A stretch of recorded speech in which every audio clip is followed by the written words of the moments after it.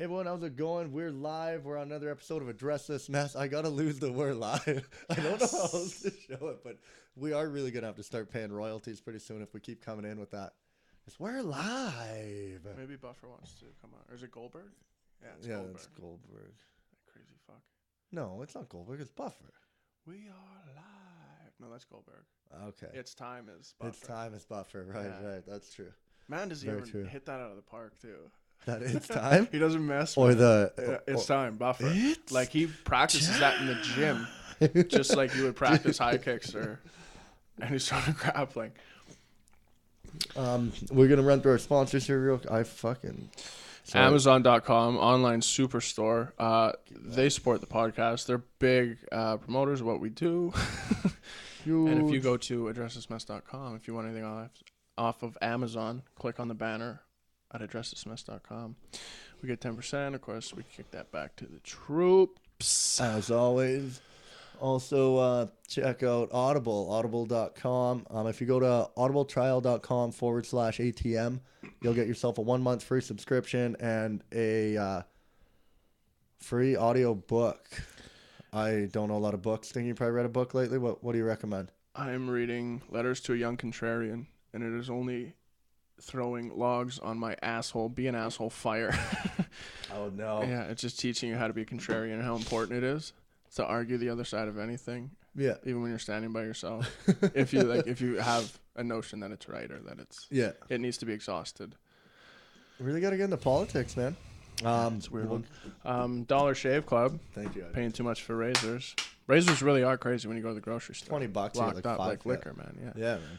You got to twist that little thing like vending machine style just to pop it out. Just so like. I don't know the procedure because I'll tell you the truth. I honestly have never even bought one. Because you're with Dollar Shave Club. For $3 a month, Alex Mackenzie gets razors sent to his door, and they are pretty good quality, despite the fact that he looks a little worse for wear right now. Haven't been using them. I'm stockpiling them for the zombie apocalypse, if you're wondering. Suckers. Because you get enough razor blades, you can basically make yourself a katana. Because razors are actually made in the same way that a samurai sword, where they bound it flat and fold it. That's why they're so expensive, because they got those little Asians over there doing that all day. Alex sharpens his own razor blades. Just like hockey skates. Every 3-4 times. Run that baby over the grindstone. And last but not least, our biggest sponsor is Onnit. Onnit has an academy now. Where's their academy, Stinger? I have no idea. It's probably somewhere south. Probably should have thought That's where it's in Austin, that's where Texas. they send all their It's stuff in Austin, out of, yeah. Texas. Yeah, so there's not an academy. If any of you are in Austin, They have Texas, a lot of listen to athletes. this. And you know what I was wondering? Because they have Shroom Tech, which is unbelievable product, or Shroom Tech Sport, which is a great product for athletes. Mm-hmm. And we've used it, and trying to cut out a placebo effect, I do feel like there's a tangible difference in the way you process oxygen. So why wouldn't every professional sports team be looking into nootropics in one way or the other? Like, do you think they're all doing it? Well, Shroom Tech Sport isn't a nootropic. No? No. Nootropics are just the alpha brain type stuff? Nootropics are like the multivitamins for your brain. Well, then do you think sports teams are getting into whatever the Shroom Tech Sport is? If there really is some results there, would they all take it every game? Yeah, I don't really know because they do have, like, it was developed by the Chinese Olympic team or something, right? Really? That's who found out about the mushroom. Right, the people in the hills. I'm talking out of my ass because I really don't know what the mushroom is. Like, I know, but like Duncan Keith is not an athlete. Probably uses Shroom Tech Sport every day he trains. Probably takes it every day. So he's probably going to tell everybody on his team, hey, like, I'm getting some results with this stuff. Yeah. And it's no joke, and it's clean. We can take it. It's all good. You'd think that would just spread like wildfire to the point where you're taking it like Gatorade. Yeah, but I mean, there's probably lots of products out there that work. Right. Right. Like, I got recently introduced by a naturopath to Mind Pro. And she swears by Mind Pro over just Alpha like Brain. Alpha Brain? Yeah, and I took it before I wrote an exam. And it was great. It worked great, man. Like, and that's just probably good for before any sort of athletic performance. So, I mean, I think it's just brand loyalty. It's whatever you get into, right? Like, I guess my question is, do you think all pro athletes are using nootropics and things like that? I don't know about nootropics. I would think nootropics are fairly new. I think it's a personal thing whether or not you're going to use nootropics. Like, I talk to some people and they're like, "You're fucking nuts to take a pill, like a brain pill. Like, these things aren't tested. Like, they're lightly tested, but they're not even FDA approved. So you don't know what's in it. They haven't been around very long. Who knows? How are they allowed to sell them then? Is it just because everything in them just isn't that dangerous? Yeah. Yeah. That's Like it what I all would just assume. it's Like, all off of this list where everyone's like, yeah, we let that stuff through. that's what I would assume. Yeah. I honestly don't know, but I mean, it's obvious. Anyways, these said products 100%. work and they're great. Onnit.com. Go to justicenuts.com. Click on the banner. They And kick us let's back some cash. get into the show. So first thing I want to talk to you about, To my me. show And the millions. that- And millions. everyone who was wondering, my show November 24th, which was at the Thirsty Moose on the UMBC campus, it has been closed. I was contacted by the university today. Cancelled. Yeah, closed. Yeah, they shut it down. The university done.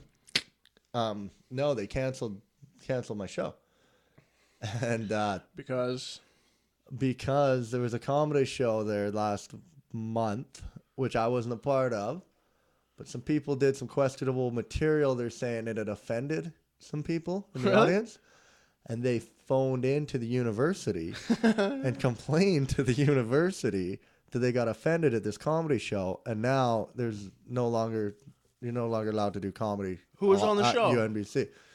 Like all the guys, like McGuire, and so John. White. Yeah, so John was the one who offended. I'm almost certain. Yeah, I'd have to say. No, but Depending on who's on there. Mike will push the envelope. Yeah. I think though it could have been Brian too. I think it was they did that Halloween show, right? Oh, They were doing really? other people's material. That's way worse. That's what I mean. So they weren't even doing their own material. They were doing other people's material. Oh, so somebody did Geraldo, I think. I don't know. I remember the one that came up seeing was the rape lineup one night. culture. Oh, really? Like right in the thing. I grabbed my phone, but it brought up it was rape culture. That's so weird that in a someone town made like rape this, joke. that's making its way because like comedy in colleges and university campuses is a big topic in the whole comedy community right now. But I never expected it would come here. We're just doing such simple show, and people are just so open minded.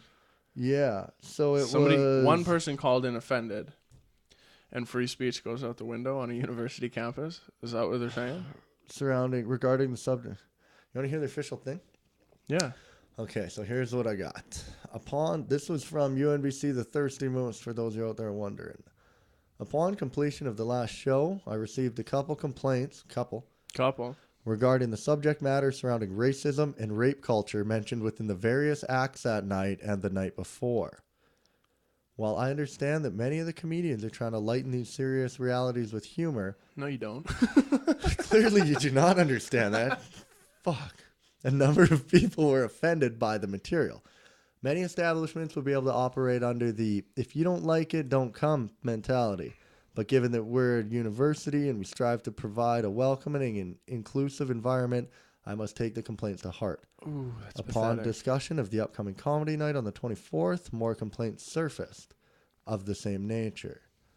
They better not have been talking shit about me, I swear. I regretfully believe that the acceptable course of action is to cancel the future events to maintain our reputation of an inclusive and safe establishment for students to feel comfortable. I apologize for the inconvenience that this will cause your group, and I want to thank you for your efforts in bringing comedy night to the Thirsty Moose over the last year. That is a pathetically diplomatic statement.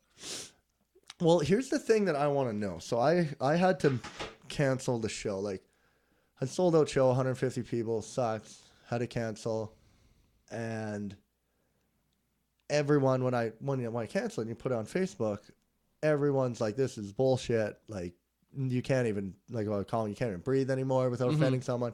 A lot of that stuff, and everyone's like, no one's saying they're getting offended. Like, I've offended multiple people at comedy shows. Mm-hmm.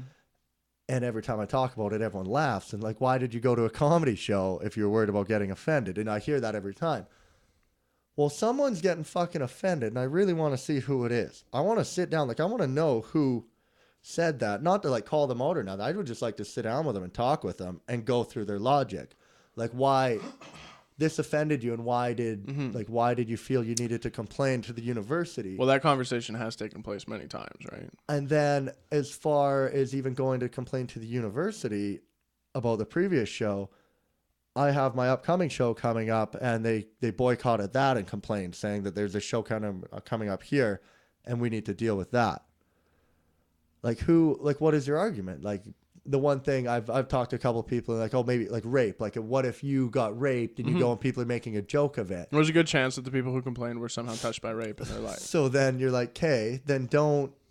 First of all, like if that happened and you got raped, don't go to a comedy show. Like that's totally on board, and you're expected. You might hear that. And secondly, if you don't like it and it really bothered you, fucking leave and just don't go back there. Be like, you know what? I'm never gonna go to that place again, or I'm not gonna go listen to comedy there again. Don't like if you're gonna live your life by that moral. So everywhere you go, if anyone makes a rape joke, and you're going to go to establishment to establishment saying people shouldn't be doing that. Like, you're going to be wasting your fucking life, and you must spend a lot of your life arguing about shit. Because, like, I don't know, man. Like, I don't know if it's that I don't care. I'm really easygoing where I don't, like, won't get in those arguments. Like, Well, the thing is, it boils down to the fact that you can't say things like that and offend people if you're somehow... You know that someone's been raped and you're looking at them and talking about rape and somehow like that could be totally offensive and it's one-on-one, but you're doing a show and you're not directing that. So free speech and hate speech, there's like a line because you can't incite hate speech. Like you can't, that is illegal. Right. Like if I'm going up there and trying to cause. Just going up to gay people and fucking being homophobic. It's like that you're doing you have a personal attack going forward and on a show you're trying to be funny. Mm-hmm. And if it fails, I'm doing a damn good job of it. If it fails, it fails. But you're certainly allowed to go up and say whatever you want because it's not quite directed at one person. And if it is completely homophobic, you're not going to get any laughs. If it is just total bigotry towards any sort of subject, then you're not going to get laughs. It's just not going to work. But if you're making people laugh, if your material, that's the ultimate litmus test. Right. If people in the room are laughing, then that one person who's offended certainly doesn't have a right to stop the show. Right. It just doesn't work that way. But like I said, this is in the comedy world all over the place. Yeah. Comedians won't do colleges because they're too PC. Some guys go in, like I saw Jeselnik post about Jerry Seinfeld saying he doesn't want to do them anymore because it is too PC of the community. With Chris Rock. Yeah, and Jeselnik says, well, it's my job. Like this is the way he sees himself. He says, I go in and I got to get into that atmosphere and muddy it up in whatever way possible. Yeah. Because it is, like he does have like a paradigm to what he wants his career to be. I've heard him talk about it like... Yeah, well, he wants to be a villain in the like watching pro wrestling, and he's like, I always just thought that was hilarious that this guy could come out and get everybody riled up in this weird way where he's just continues to do the things they don't like. Yeah, but somehow, it's so polarizing. Yeah, that he's like, and then making that work in comedy, he's like, that's what I'm after, and that's what I'm trying to do. So yeah, he's pretty honest to what his intentions are. But that would be a guy who would just stomp this conversation in like 2 minutes, right? He would just explain to you why that's... I mean, it is pretty blatantly clear why that's not okay to just cancel a show because one person got offended. Yeah, I mean, they said they got multiple complaints from everybody. It's like, what the... Couple. Some guy, and then he got his wife to call in. No. She wasn't even there. The wife probably called in, and then it would be some guy. You want any pussy, you better get on there and complain. Yeah, because if you're going to have a conversation about free speech... But you'll really, never have it if you side with the person who's trying to cancel that show. That's my favorite thing about comedy is, like, it's given me an outlet and an art form to express myself. And, like, you get away with a lot of shit on that microphone. And I don't know, man. Like, ever since I started doing it, like, I've always thought everything was funny, and I really couldn't take a lot serious. So... It allured me to get into comedy, but now doing it, like I look at this Paris thing that happened, and I'm not going there yet, but I look at what happened in Paris. I'm looking at the Facebook profile pictures coming up, and like a bunch of people are changing their putting the Paris flag in front of their profile picture, right? And who did that? Nobody on my feed did that. No, not on yours. Me and my mom. So then, anyway, you look and there's like, I've got a group of people that are changing it, and then there's some of them calling people out who aren't changing it, saying, "Do you not care about what happened over there?" Who's saying that? Because anybody you? I know a guy who personally got. But is it anybody who you would associate as a credible person in real life that's saying that? Yeah, I don't know. No, I don't know. And then there's people out there who are losing their mind on the people that are changing their picture. So they're looking at it and they're like, do you really think by changing your picture that you are helping, like that you've done anything in Paris and this and that? And there's both sides of the argument. You're like me, like I'm just sitting back here like, who gives a shit? Like if you want to put your thing in Paris and that makes you feel better to show support, if it makes you feel good, man, do it. Like power to you, nothing against doing that. And if you don't want to change it because you think it's stupid and it's not helping out at all, then don't change it. Like why everyone is so like mad and worked up about what each other are doing. It blows my mind. I don't see how people can even get into that. Like I think Yeah, well, in that book I'm reading by Christopher Hitchens, Letters to a Young Contrarian, yeah. he warns of that. He tells you if this is the path you choose, you have to be able to cycle through these arguments and have them with yourself before you start fleshing them out, just for the sake of being that guy. Because you have to see all angles of it and see if any one is worth taking. And it's not worth, like, did you see the angle a lot of people were taking with what about Beirut? What about Baghdad? I just saw the post. I have no idea what it was about. Right. And those they're important discussions to have. But once you plant your feet in that cement and stand there and say this, like, it all needs to be discussed, but completely openly. It can't just be like you're trying to get on the side of an argument and a team where it's like, okay, well, I'm with this point of view. Right. Because it's so myopic. You're looking at it through this one lens because you think if you push this argument, you can be right a bunch of times throughout your life having this discussion. It fuels a lot of people. But you just have to go through everything. Like, because they're all right, but it's wrong to say that the other ones are wrong. Like, you can't condemn people doing the Paris or the France flag on their, right? But I didn't do it. But I didn't read anybody a riot act, right? Because I think it's important, like a YouTube, how they put it up, like that's important. Those outlets should be doing it. Yeah. But to think that you actually are really helping a cause is wrong too, because you're not. You're just, a lot of those people are super disingenuous and only doing it for the brownie points and stuff like that. Well, I think that Jeselnik nailed it in his last special there when he talked about. Did you see that? Have you seen his newest special? Yeah. Yeah. Well, he just talks about like when those people are tweeting that stuff and saying like, you know, like the day of the Boston Marathon, that shit happened. They're like, oh, my thoughts and prayers to the people in Boston. My thoughts and that. And I think he nailed it when he's like, what you're really saying is, hey guys, don't forget about me today. Like, I'm sad too. Don't forget about my problems. And you're like, I don't. And yeah, like it is. Like I do. One thing though that I will note is like I got another message this weekend on my Facebook from just a girl from Vancouver, and she just said, hey, like I like your stuff on Facebook, your posts are really funny, keep doing your thing, it's awesome. And I get those, and that does do something for me. I'm like that makes me so happy. That made my day, man. And all it took was a girl to just write a little note and say like, hey, I think you're funny. And that's all it took. Some of their being had to self-validate me, and she had to be sort of hot. But it's like that's it. That's all I need. Why can't everybody just do that? Huh? But I think if people are just a little nicer to each other, like But you're right. I like people's shit on Facebook. I do. Like I scroll down and I see it and I'm like, oh, that's sweet, and I like it. And so many people, I think they go by the wayside. They look at stuff and they're like, oh, like it's cool, but they don't want to hit that button because they don't want to be seen liking that or whatever. But I like shit like from topless all over the place. Like I just like seeing people happy. And in debate, it is there's a couple things that you absolutely cannot argue against. And even if you won the argument, it would only be because you're a more skilled debater, not because you were right. And if you're hating, yeah, you never win. You'll never win. You might have an articulate argument, never win. But haters don't win. You guys hear that? You hear that? I hope all of you out there listening write that shit down. If you're hating on people for the France flag, people are just gonna look at you and just be like, "Dude, you're hating something. Like you're producing negative energy, which is normally reserved for super important things, right? And you're pouring it out this way just so because you have such a struggle." Most of the time getting happiness that you get your emotional excitement through the negativity. And then there's freedom. You can never argue against freedom.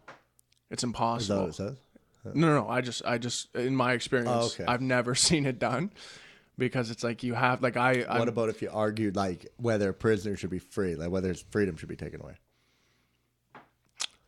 Yeah.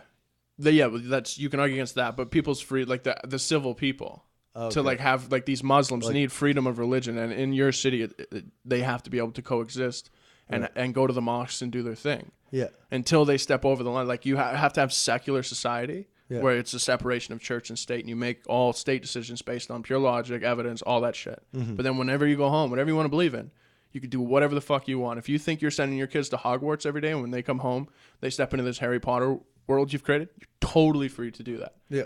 But if you send them to school and have them like to start hurting kids because they're wizards and these are muggles, Yeah.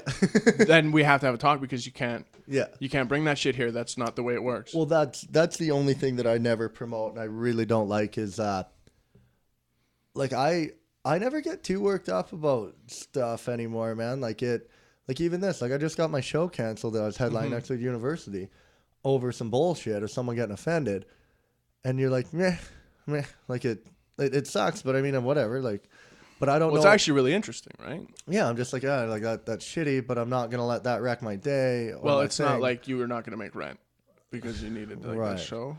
Right. I know. Well, I know that I'm gonna find another that would venue, be a total and low blow. I'll find someone else. I still know I got a lot of people out there to support my comedy and what I'm doing, so it doesn't really, like, it doesn't bother me that much. I guess I don't know. Is where, like, I see people losing their minds on shit that doesn't affect them at all right now. Like the Paris, France thing. I don't know if I want to go back to that again, but just little things like that, where it's like that, like people did the same thing with the gay pride thing, you know, like where they put the gay pride thing up there, and people want to be happy for gay pride, and like people will lose their minds over that, or like gay marriage when that came in, people got rattled about it. But who wins that argument 100% of the time if you're having it logically? The gay dude.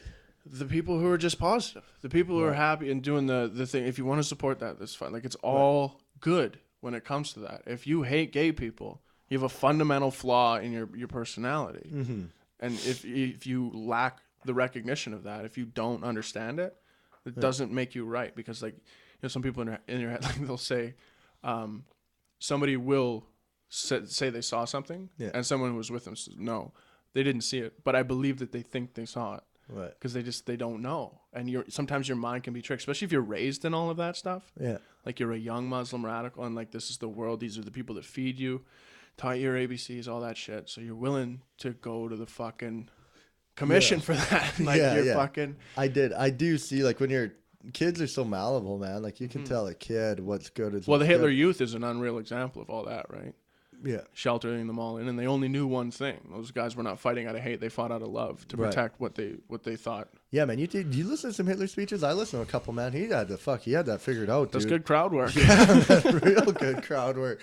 Like that guy could motivate people. I always said, like, Hitler, like he got shit done, man, and he just had the wrong job, right? Like, if you would have just let Hitler like run a sports team, that guy would have been. Oh boy, did we just seriously lose something? No, we're good. All right. Just got slept. You got slept on, son. Yeah, like I was like, if Hitler ran a sports team, man, they'd be winning like the championship every year. Mm-hmm. Like he knew how to motivate a crowd. To get But them I don't going. think so. It was because of how big of a stage they were playing on. It was all life or death. Yeah. And these people were like, this guy's our guy, and this is going to be our way of life. Well, and we're not really going to question about why he hates the black people and the Jews. But if we win this, we're all in. Like, we're on the list, so let's just pull this off. Yeah. Well, I got a And weird one. the world really hasn't seen, like, a supervillain like that since. Yeah. Putin's the next big, like, he's the only guy that exists with that capability. Yeah. Because that guy's as bad as they come. Yeah, but he's doing good shit too, I think. You think? Maybe for Russia. Like right now, like He just wants to support like his country. Like he has allegiances. I guess I like that Putin, like he's going after ISIS. I like that. He's just like, I don't give a fuck. Like they're cold. Well, they're just cold people. We're coming in, buddy. Like he just sent 150,000 foot soldiers to Syria. He's like, fine, we'll fight you on the fucking ground. But you also don't protest in Russia. So whoever thinks that's a bad idea, don't bring it up. You just don't, man. Otherwise, you look like that. What that that Pussy Riot, that band. I don't know. That Pussy Riot band. I don't know. They're just punks. Like they're like that's their style, anyways. Yeah. And they're after free speech and on the rights of people and stuff like that. But they started putting on a show in the middle of the street, and the cops came up and just started whooping them. Really? Beating these girls, man. Just whooping girls, fucking beating them with batons and shit. I like and they fucking shut it right down, and they sent them right out, man. So, but yeah, when you have that kind of control over your populace, it's easy to make those cold, calculated decisions.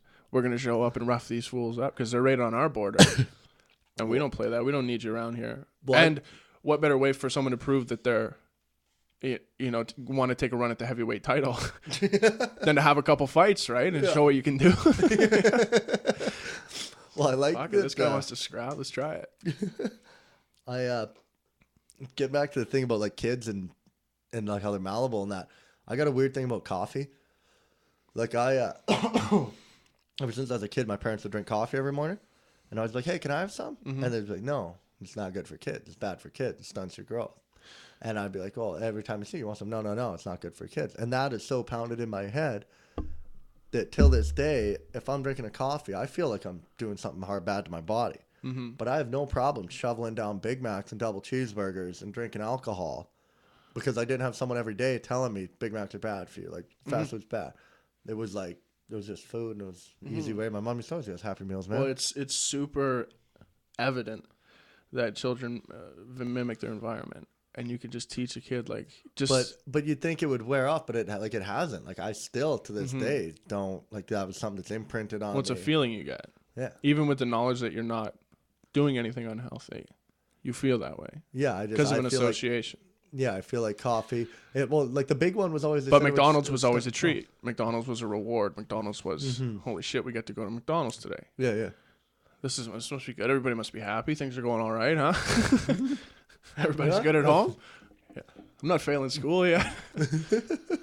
Man, why try to make that noise, this guy? Oh, it totally works, eh? This did a comedy show in Kamloops with Garrett Clark, and he could nail that like the movie guy's voice. Which guy? The guy would be like, "In this movie." Oh, the trailer guy. Yeah, the trailer guy. So he could nail that. Then he'd hold the microphone up to his throat, and he'd go, and it would be like the, tung, tung. But he could. Whoa! What was he saying? Huh? What was he saying? Because that's like a stolen bit.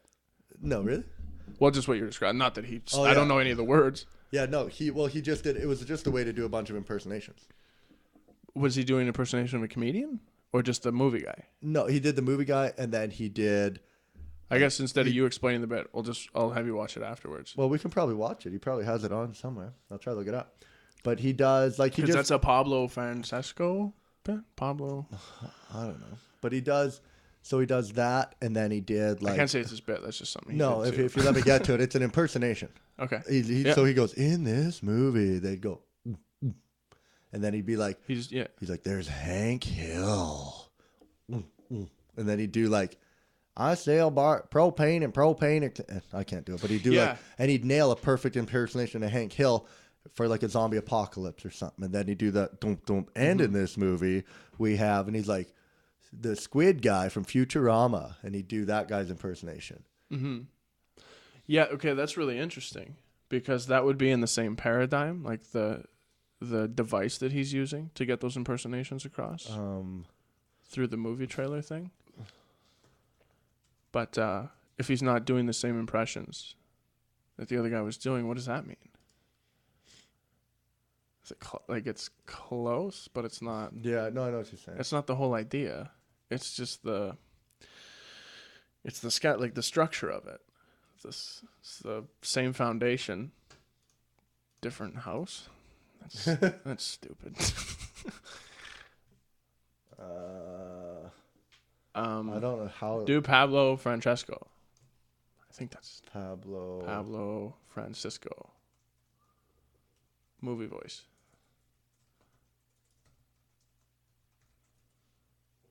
All right, here we go. Okay. I go to the movies for one reason. The previews guy, you know the previews guy? One man, one decision, one desire. Yeah, dude, I've totally seen it. You've seen this whole thing? No. But Oh, okay. You're saying you've seen it. I met that guy in real life. You're really tough.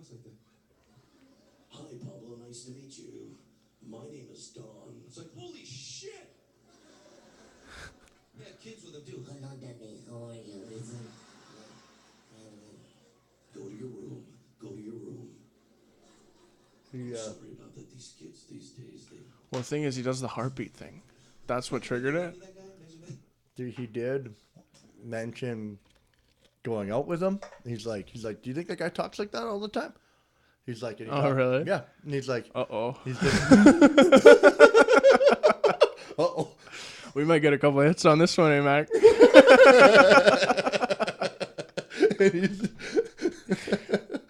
And, I mean, a couple extra hits on and this the way one. that and the way that he swiped the mic by his face, he went, shh. Oh, really? He's doing that too. And he does the but he's like, do you think he talks like that all the time in real life? His buddy was like, yeah, I'll take a Bud Light. Yeah, and I'll take a whatever Budweiser. He's like, and I'll take a Coors Light. And that's like, hey man, can you quit talking like you're creeping over the girls? Check out that girl with the ass. And you do it. But let's see where he goes with it. Oh,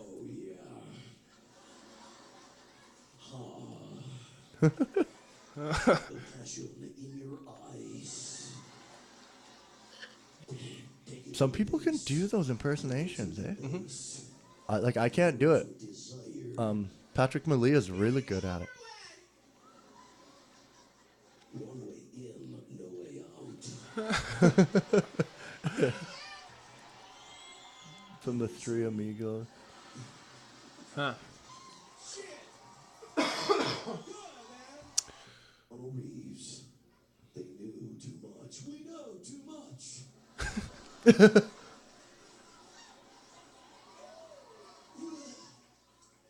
They went too far. We went too far. Dude, I think this is like the same thing with different impersonations. Yeah, I know. Does he do more than Keanu Reeves? Like more? Yeah. It's the same device, right? Or Jean-Claude Van Damme. That guy makes movies all the time. Jean-Claude Van Damme is back in the same shit you've seen over and over and over again. Now does he do Van Damme? I think he does Van. I think he does Schwarzenegger at the end as this big closer. He's running out of ideas. I think he calls it Taco Boy or Taco Man or something. I kick you, and then I hit you, and you go down. I'm the winner. I'm the winner again. Yeah, it's your call, buddy. You saw both. I just know this guy. Why me? Why me? Gets in fights for the most stupidest reasons, doesn't he? And the mob wanted him. I don't know who this guy is, but I want him and his tortillas. Dead. Little tortilla boy. One chance, and his chance was the This will be the heartbeat thing. Arnold Schwarzenegger. Listen to me. These are my tortillas, and I'm not going to give them back to you. Listen to me. Double the action. Triple the excitement. Get down. More of the excitement. Get down again. They didn't know who he was. Mijito, where those men who came here? What did they want? Listen to me. You have to keep your head down. They are trying to take my tortillas. I don't know, man. I don't know what to say about that You don't one. want to keep watching it, do you? No, I'm not gonna. I'm not gonna comment. I don't know. We gotta check the times, maybe. Dude, I watched a. Maybe an Pablo ripped him off. I don't know. I watched an old Opie and Anthony that Yeah, yeah. had because it had Rogan and Burr on, and I was like, oh, this is probably good. But it was like super a long time ago. Yeah. I didn't know, but it was when Rogan was going through the Mencia stuff, so they had him on to let, and he was just like lighting up Mencia, Yeah. and Bill Burr was there, and he was just sitting there, and he's like, Bill, Bill, and Bill was like, yeah, I'm an East Coast comic, I don't, but he was like joking about it. Because he's like, I've never really worked with him. He's a West Coast guy and I'm an East Coast guy. And they're like, oh, but everybody had heard about him stealing. And Burr just wasn't. Like, he's like, I'd never seen it done. I hear it all over the place. But I'd never seen him steal. Right. So I'm going to, like, kind of reserve because it wasn't out of the bag yet. Yeah. Nobody knew how it was going to play out. So he just kept saying, yeah, I'm an East Coast comic. I don't know. I'll stay out of it. So you just say, I'm a northern comic. Yeah. Well, I'm a West Coast comic, and Garrett Clark's out from the East. He's from Toronto. Oh, really? Yeah. Well, if he's going around doing that, he might not be doing it in every big city. Yeah. Well, we're Because just in someone, Kamloops. yeah, Right? someone's gonna maybe spot that more likely than in a smaller Right. town where you're doing it at a bar or something like Mhm. Yeah. Crazy, crazy shit. that. Okay. Well, that totally killed my whole buzz. Do we want to make money here, eh, Mac? Do we want to call him out? Should we sensationalize this podcast? I can't do it to a fellow. You just don't know. I never saw the bet, so I can't say just what you were describing to me. Sounded a lot like Where were we before this? We should probably go back to that. Fucking Putin sending in foot soldiers. Something like that. that guy's a bad motherfucker. He drives himself around, eh?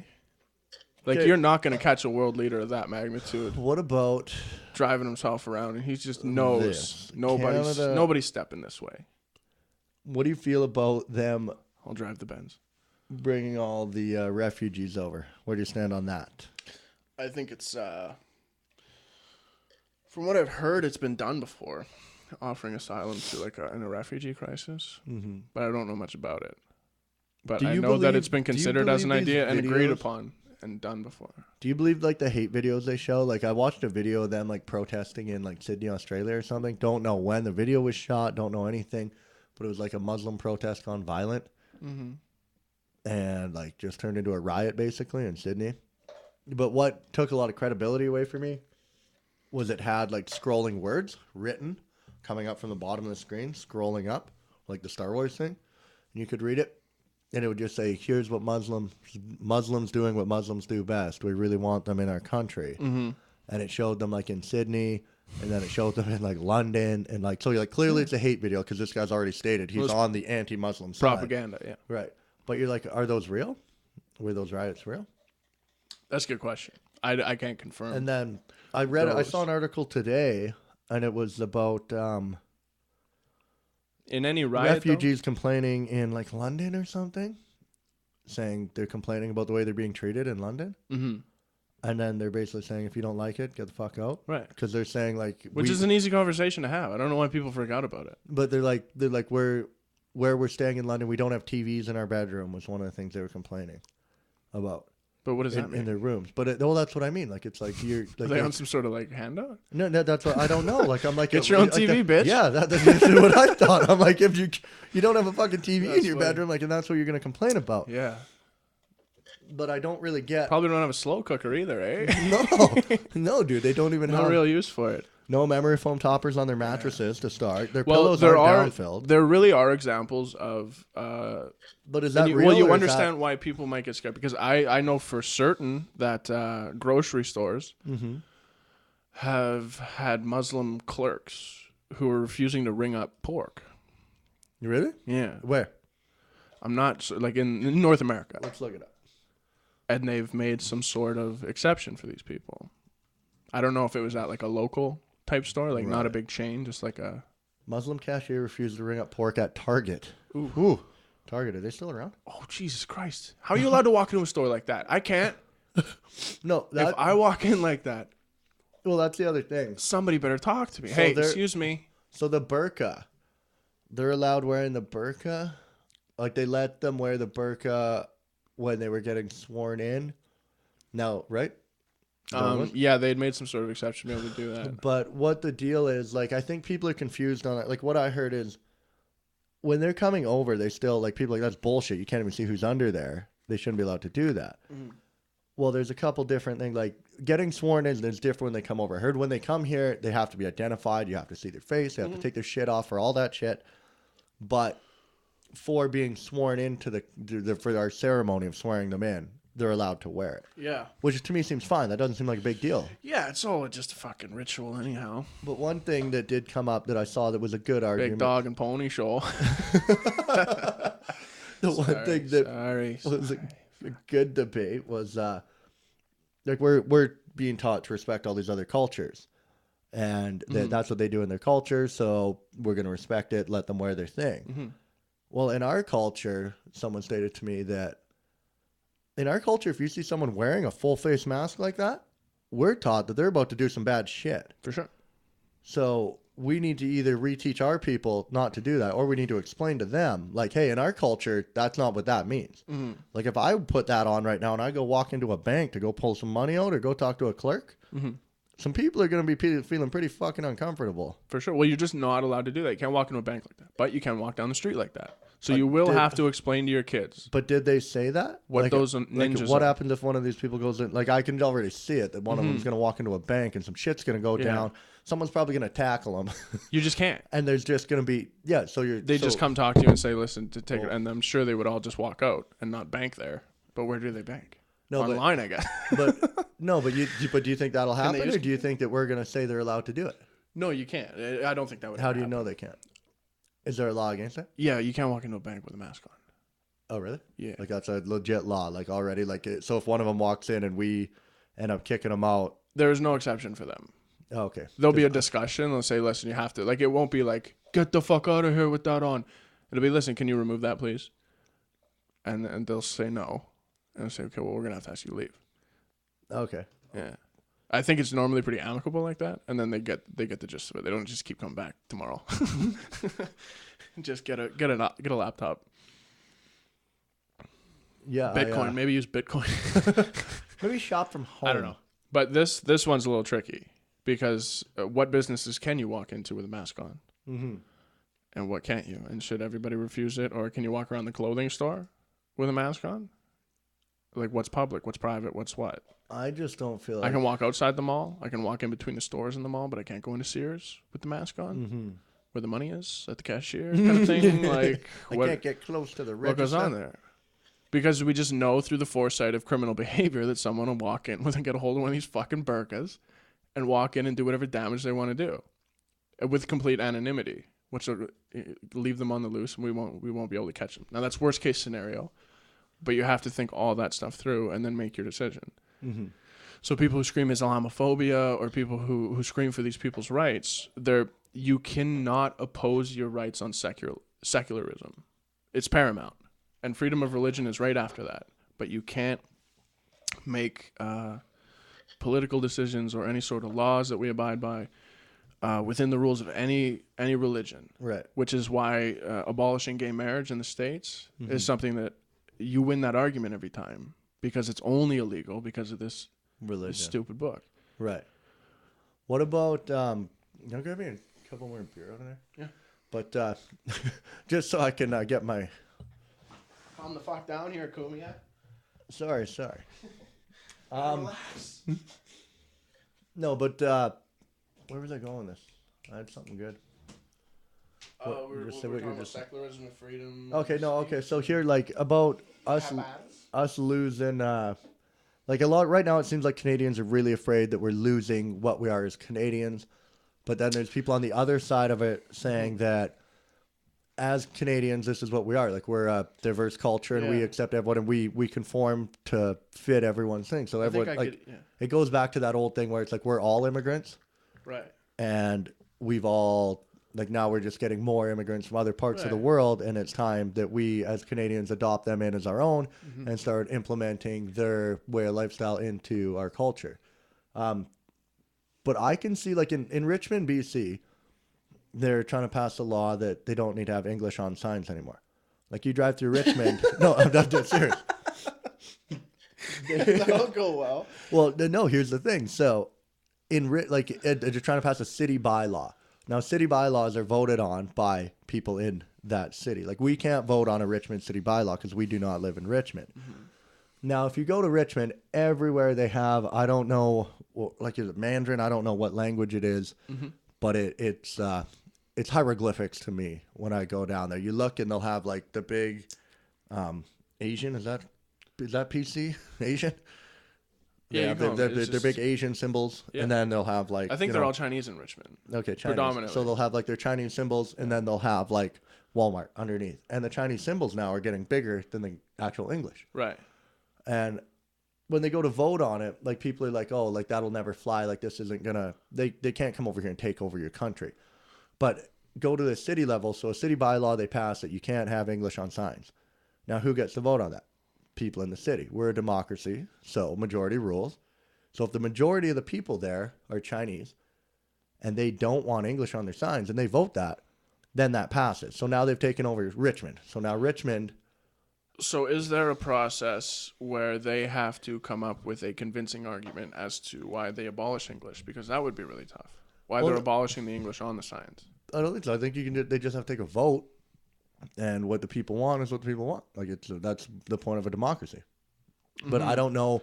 But you I still don't know have if from to, a provincial level or what is it? There's municipal, provincial, and then what is it? Judicial, federal. Federal. There you go.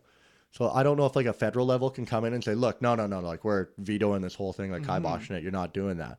I don't know if they can, but if they can't, I can easily see Richmond and them saying, yeah, no more English on signs. We don't want it. The majority of people voted, said they don't want English on their signs. Take it out. And then now they've taken over Richmond. I guess it would be tricky with and then if there's with traffic signs because there's still a message being sent by the shape and the color of all traffic signs. Mm-hmm. And the drawings on them. Well, maybe traffic signs are federal, is where okay, yeah, like maybe. just a local business, or at least sign, right? provincial. Like I was in Richmond. I phoned to try get a massage, trying to get myself a little massage in Richmond, and Little hand gallop, eh? yeah, you know, just a hand gallop. And I phoned like 3 places, couldn't get someone to speak English. I was like, do you guys do massages? And it was a lady who didn't speak English. I couldn't understand her. And we like just went back and forth. I was like, I don't know what you're saying. And she was like, whatever what she said. Move this car, I will slap the hell out of you. I'm going to slap you. And then it just eventually led to her hanging the phone up on me. And I phoned back and she just hung up again. And it's just like, what do I do at this point? I'm like, I just won't give her my business. Yeah, I'm you not got to going find there. someone else to get a massage. yeah, exactly. Like I'm not taking it any further, but yeah, it's like really gentrified an area, right? But it's like, yeah, I'm literally not in my own country at that point. Which is fine if they're running businesses like that. But the street sign thing that you're explaining, that could become... No, that wasn't... When I explained that, I did not say they're doing that to street signs. English on signs. I didn't mean street signs, sorry. I meant like business signs. Oh, okay. So on their business sign, it doesn't have to say, like, this is Walmart. It can just be blue and say, monkey fucking a coconut. Right. Okay, okay. Right, and then like for a car rental place, it doesn't say budget. It says, symbol / Hello Kitty symbol. Mm-hmm. So... Or something in Mandarin.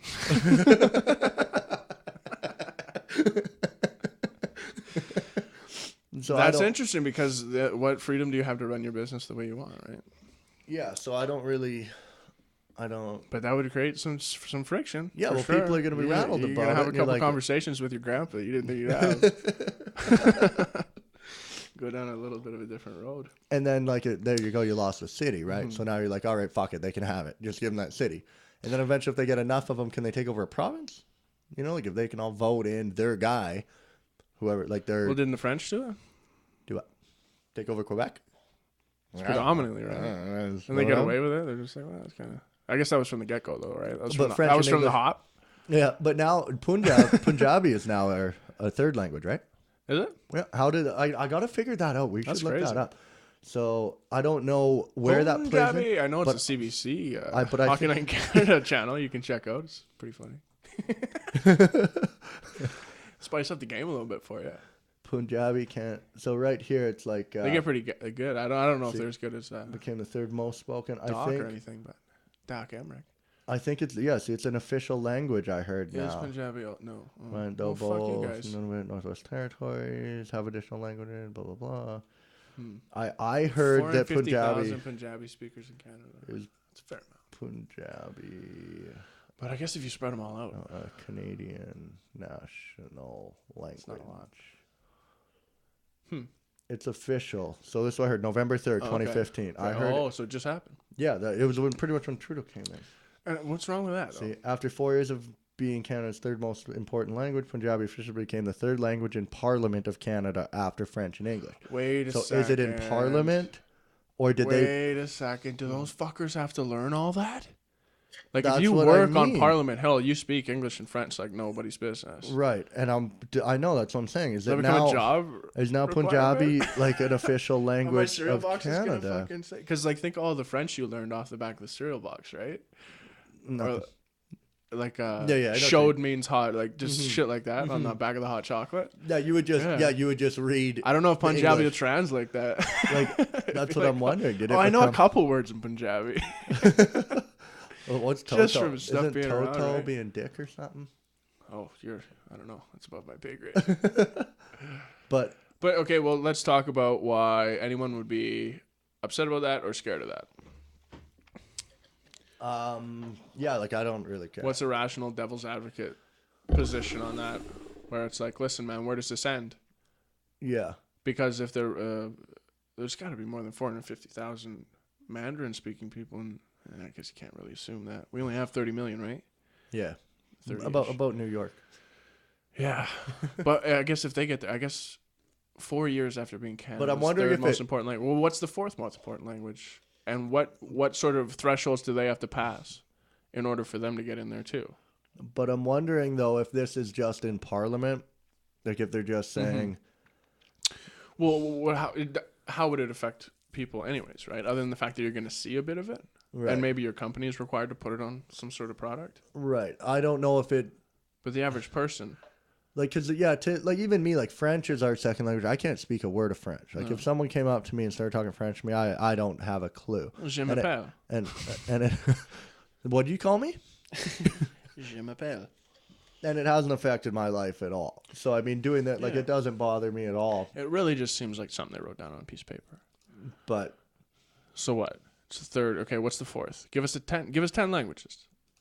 What does it really matter? Unless there's some requirements for the official languages of Canada in terms of products, how you have to explain yourself in certain areas of business or something like that. Like, do the warning signs on the back of Canadian products need to have Punjabi now? Because it's English and French, right? The directions on your soup, do they have to be in Punjabi now? that's what I'm wondering. Is that the threshold they crossed over? I don't know. Or are we just being polite?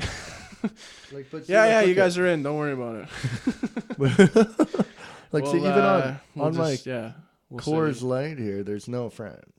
Well, I wonder I if totally just lied to you guys. Take that back. I completely retract that statement. Coors has French. Yeah, it's totally in French. Wonder if it doesn't mark. Registered trademark of Coors Brewing Company, used under license, and then Think to there's put the dang French on it in D America. commerce unregistered D Coors Brewing. Why am I going with like a southern accent? I don't think they Humbling do. French? Because I was speaking when it got into your head subliminally. You think they put on any of that French in America? Man, that worked good. It's like sneezing, just contagious. Dude, did you see? No. No, you don't think so? No, not even a little bit. Okay. Did you see that? No French on beer cans in the States. I've never looked. There's Somebody tweet us. Send us a link. There's a CBC thing that just came out about. It's got to be total bullshit, but people are freaking out about it because it's on CBC about a prison in the States that's allowing inmates to have guns. Oh, really? Did you see that? No, I didn't. Why would they have guns? Inmates. What possible? It's hilarious. You should listen. Honoring the second Texas prison. Is this something they had to do? Or is this a there joke? you go. This is that. It's totally fake, right? 'Cause okay. This is that, I think, is the fake thing, right?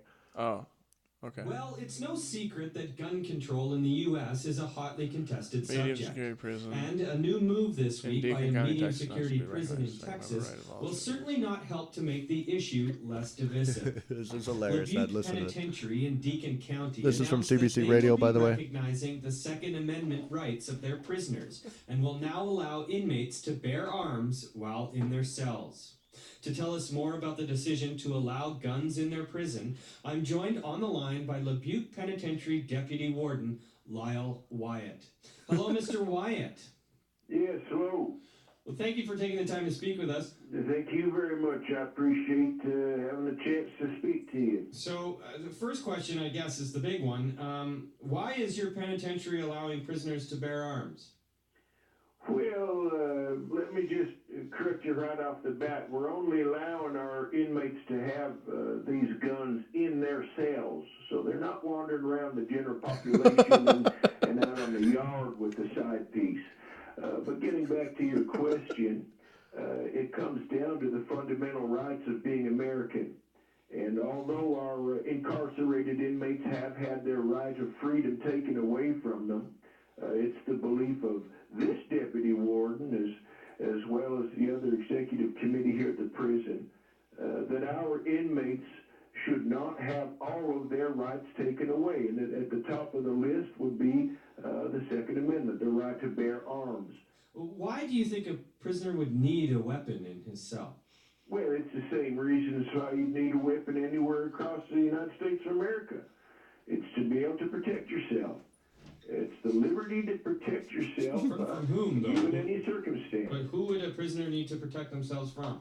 Well, against any unknown force, whether that's the comfort of knowing they're able to protect themselves against other prisoners, or whether that's the comfort of knowing that should somebody gain access to the prison who doesn't belong there, who happens to have a weapon, that means that this prisoner will be able to protect themselves in that eventuality. This could be an end of days scenario. I need to remind you that our guards can't be everywhere at the same time. I just want to highlight one of the reasons there. You're concerned about intruders to the prison. That's right, yes. Okay. So aren't you concerned for your own safety and for the safeties of the other people that may work in the prison? Well, no, we already have guns. Okay, We okay. have our side pieces. we're back. with us at That's all enough. times, so that's not a problem. That was actually just a filler so Stinger could go take a piss. Clearly fake. Yeah. No, this is that as a fake thing. But it's kind of funny, man. You know, The Onion is so good at fucking writing those headlines. Like the whole thing just tells the whole story. I'd never even read the articles. I just think it's so funny, like how people come up with those. Yeah. One I read before I walked in here. It said, relationship experts urging single women to bathe under a waterfall until a suitor spots them through the trees. Like, we're out ideas. That's the best way to find a guy. And they'll just write a fake article about that. I don't know. Like, I think what they're doing is, it's interesting. I don't know if it's important at all. The Onion? Yeah. Yeah, it'd be super fun. It'd just be super fun to be a writer on that shit. Because all those things are important. Like, South Park is super important that show exists. Even Family Guy being on even a more ubiquitous network, like, goes out to more people. It's the fact that's there, that's progress. Yeah. And they do this genius thing of bringing up social issues just in really extreme ways and keeping their absurdity, but still starting conversations about about whatever, about anything that might be important. Yeah. Because how long do you think this Paris thing will last? Like people being pissed off Yeah. about Paris? Well, it's one of the things that I observe most when these things happen. Like, you watch it's super fun to be on social media afterwards Yeah. to see where everything's coming from. Right. Well, Because didn't nothing surprises didn't you. Paris just bomb some shit or something? Well, Paris really is. No, Paris or France. Paris is the antithesis. Like, they are a part of the fight against ISIS, for sure, yeah. as a lot of countries are. But Paris really is the antithesis of what Muslims, like especially fundamental Muslims, believe in. Like, everything is free there. Everything acquiesces perfectly, and it's freedom of music, food, art, sex, everything that they try to keep this stranglehold on. Just the way women walk around dressed there is enough to send those guys over the edge. Yeah. So the attack on that is an attack on everything that they stand against. Yeah. So it really was the perfect place, and it's kind of close. Yeah. And maybe their borders are top shelf. Because I heard some shit like they had the guy and let him go.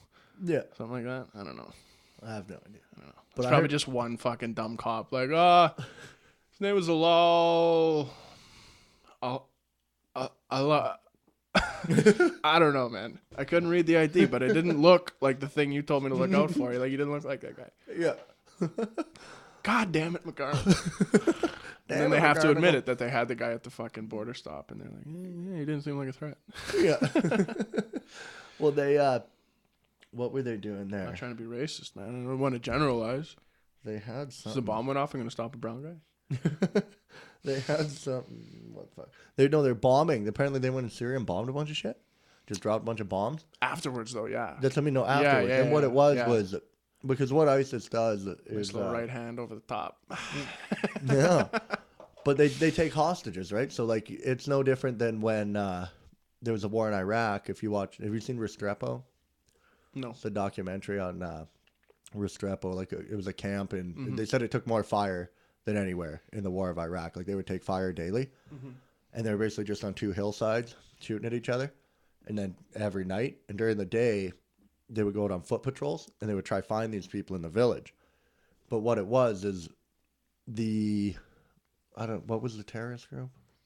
ISIS or Al Qaeda? No, Al Qaeda. Okay. So Al Qaeda was hiding in the village, like the local village or whatever, but they were just staying with people in the village, and then that way, like the states couldn't just go in and start blowing up people's houses, but Al Qaeda was living in people's houses, like taking them hostage and breaking into their house and living there. And they weren't saying anything because they were too scared. Yeah, they're too scared. Like if you tell anyone that we're Al Qaeda and I'm here, I'll fucking kill you. Wasn't that the whole crux?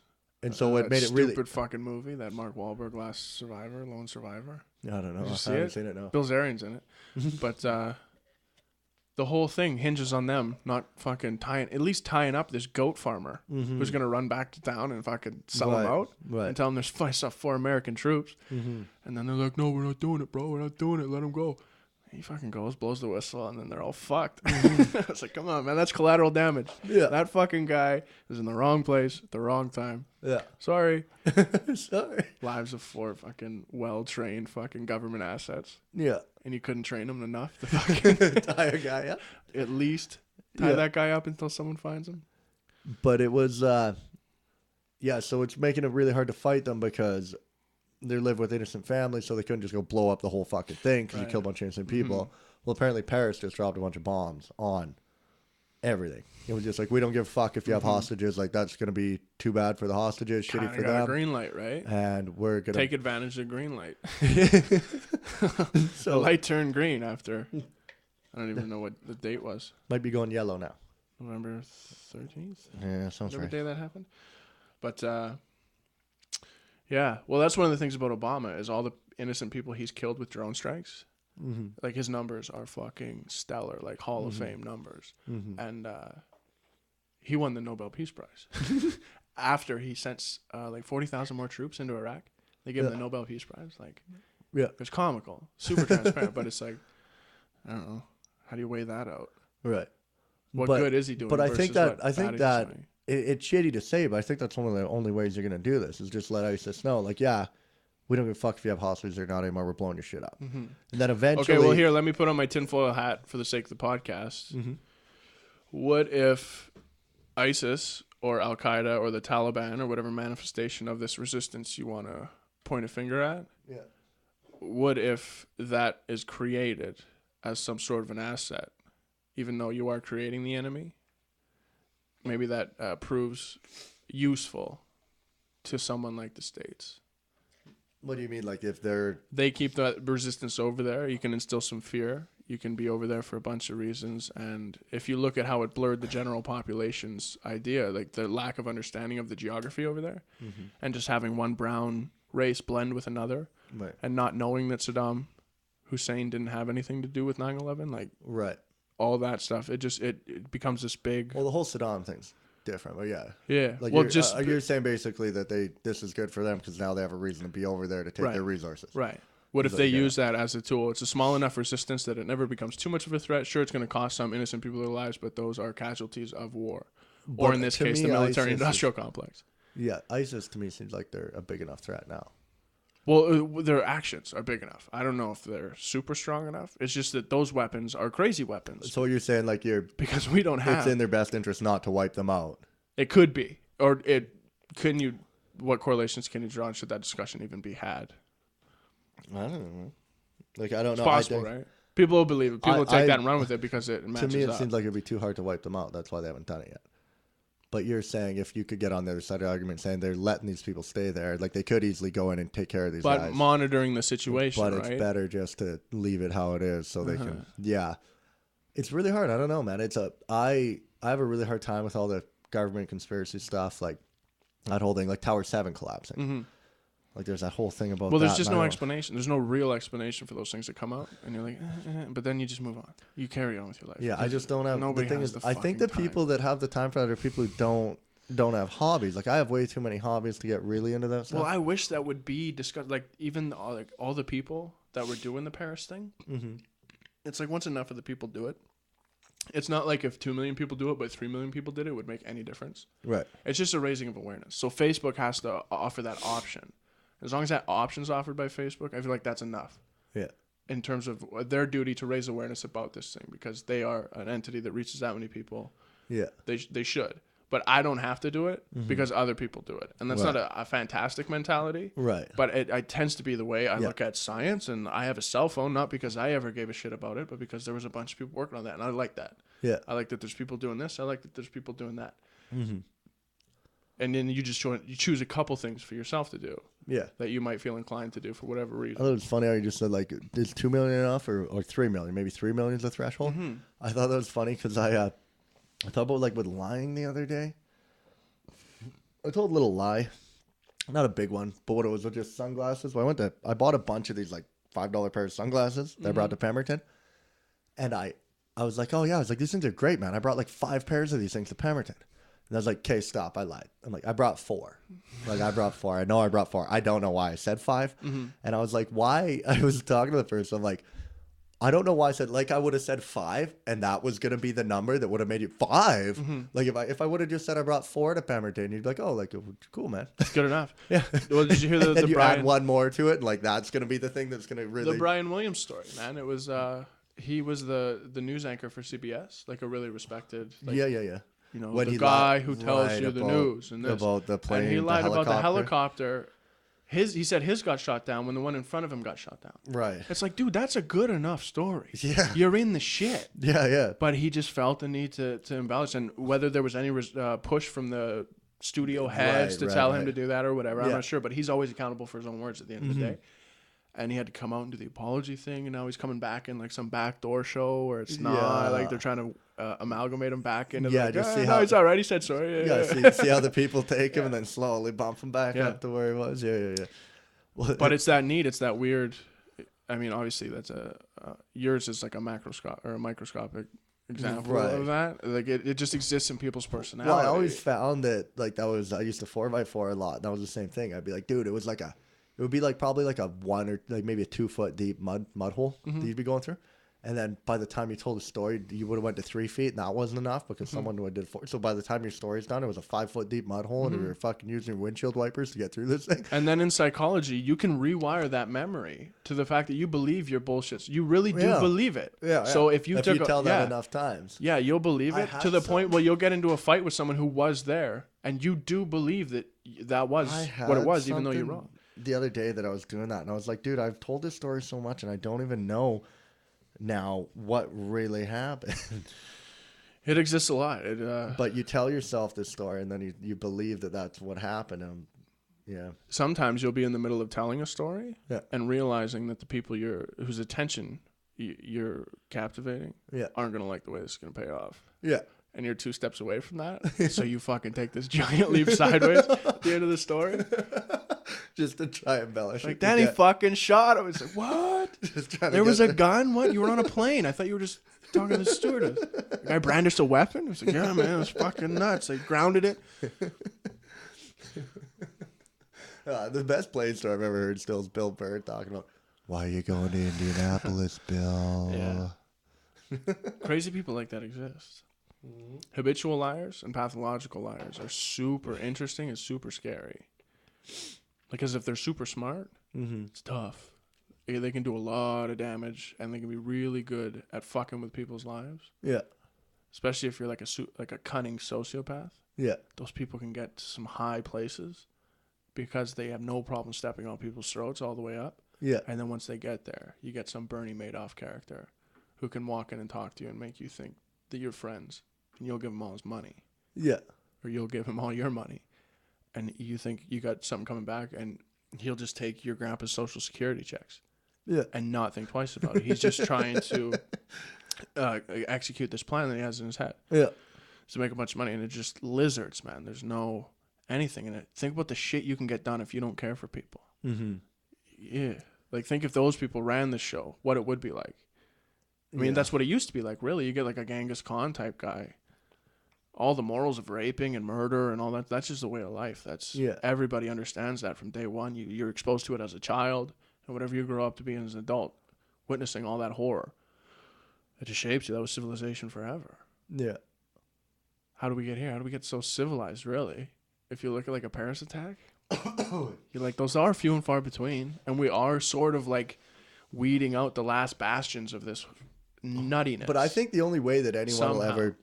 you'll ever have unity and peace is you need an outside force. Until aliens attack, the world. Common enemy, you see. Yeah. Yeah. It'll be like these are enemy against the whole world. They're coming to take over Earth. Yeah. That'll be the only time you get unity.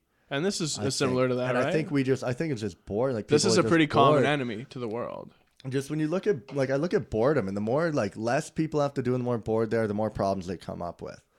And, like, I don't know, man. It's Like, weird. Like, problems they come up with, like they start problems, make problems, starting, or like, going identify to, like, problems. you can go all the way down to the smallest scale of, like, work. If you're at a job place and you guys don't do a lot, you guys will argue about the smallest things. Right, Like, I got in okay. arguments at my old job about me leaving the chair tilted back. And Mm-hmm. that made it all the way up to my supervisor, and me and a guy having a blowout in front of the supervisor because I would leave the chair locked back and I wouldn't put it back to the flat Right. fucking thing when I got out of it. And the only reason that came about is because we didn't have enough to do at fucking work. That was now an issue. Right. The positions that the chairs were left in, if you left them in a reclined position or not when you brought them out. And then if you look at, like, like my dad believes in the Middle East all the problems would be solved if they got snow. Because it's like they don't have snow. Like over here, where it's cold, we have snow. We have shit to deal with in the winter that people don't have time to deal with this small shit because we got to be shoveling our roofs off, shoveling the driveways. You're just trying to stay warm Survival's a through the real winter. thing, yeah. Exactly. And then There's chores to be done. over there, it's just fucking need sand. And chores. you don't like. There's just less to do, so that's why they kill each other. They got shit to fight about. Don't even need clothes. Yeah, like Just it. need a loincloth. So it doesn't Sleep anywhere. So I think that happens. Like I'm seeing it with social media now and stuff. Like I'm really good at not caring what other people really think about me. As much I do care, but I like when people like rumors. Like I recently lost a friend over some shit. Like someone said that I said that I slept with this girl, Mm-hmm. and it's a good friend of mine, and I didn't, and I never said that. And now I know what I'm not letting that bother me. Like I still like that girl. I want to be friends with her. It's not an issue. And I'm not going to I know what I did and I know what I didn't do. And I'm not going to let that like bother me throughout my daily Okay, thing. here's something that's interesting because I had this conversation with Jared Rossi, and he said, we're buying a hat. I was buying this hat. Yeah. And I was just looking for hats. And he's had this argument that the Blue Jays have the nicest logo in the league. We banter back and forth. It's like, okay, whatever. There's no real decision on that. Right. But he said, again, look at how nice that hat looks. Why don't you get that? And I said, I can't get that. And he said, why? And I said, because I can't be a bandwagoner. Right. Right? And he said, well, what do you care about other people think? And normally that's my Thing you don't stance. care. I don't care. But you have to have an understanding of how people are going to perceive you and how that might affect your credibility. Right. Because no matter what, people are going to believe I'm a bandwagoner, and I'm going to sit there telling them no. And they're going to walk away saying, that guy's delusional. Yeah. He doesn't want to admit it. And his credibility goes down the chute. Yeah. And he's like, no, that's bullshit. You're caring what other people think. And I was like, I do. But I'm not caring so much like Well, to me, living my like life by it to like a that shit. Like I've had panic degree. like when people like I've had people say stuff about you or like rumors about you or people talking about you in a certain way. Like it doesn't. I don't take the time to go out. Like you look like I could easily go and start hunting down where this story came from. I could go to her, be like, okay, who said this? And go to the guy and be like, where did you hear this from? And backtrack it and go through that whole thing and get myself, spend a fucking week of my If you life. need the closure. Week of my life going through this, trying to do that. And Right. to me, it's just not worth it. It's not. But Like, what if you really did have to vindicate your name? Then you would, right? If I did, if I felt that this was Someone accused you of not sleeping with her but raping her. right, then I would, yeah, you would go. Then it's through worth it. because you have to understand how you're being perceived. You're caring what other people think, and you have to exonerate yourself Right. from that because otherwise you get carried on going as the guy who didn't really care that he was accused of rape, yeah. which doesn't really cut it No, for most people. Totally. Yeah, if it's something totally slandering your name in that way, but when it's something that doesn't, yeah, Yeah, well, if you can let it go, fucking let it go. Like that's life. Let whatever you can let Like, go. yeah, But there are certain things where defamation and slander I'm just Come to your day starting and to it's see like you only they can have be so made out much- of thin air. They can. You only have so much time, man. Like I'm really seeing it now. Like they're always like, oh yeah, like you can try to do everything, but you'll be good at nothing. Mm-hmm.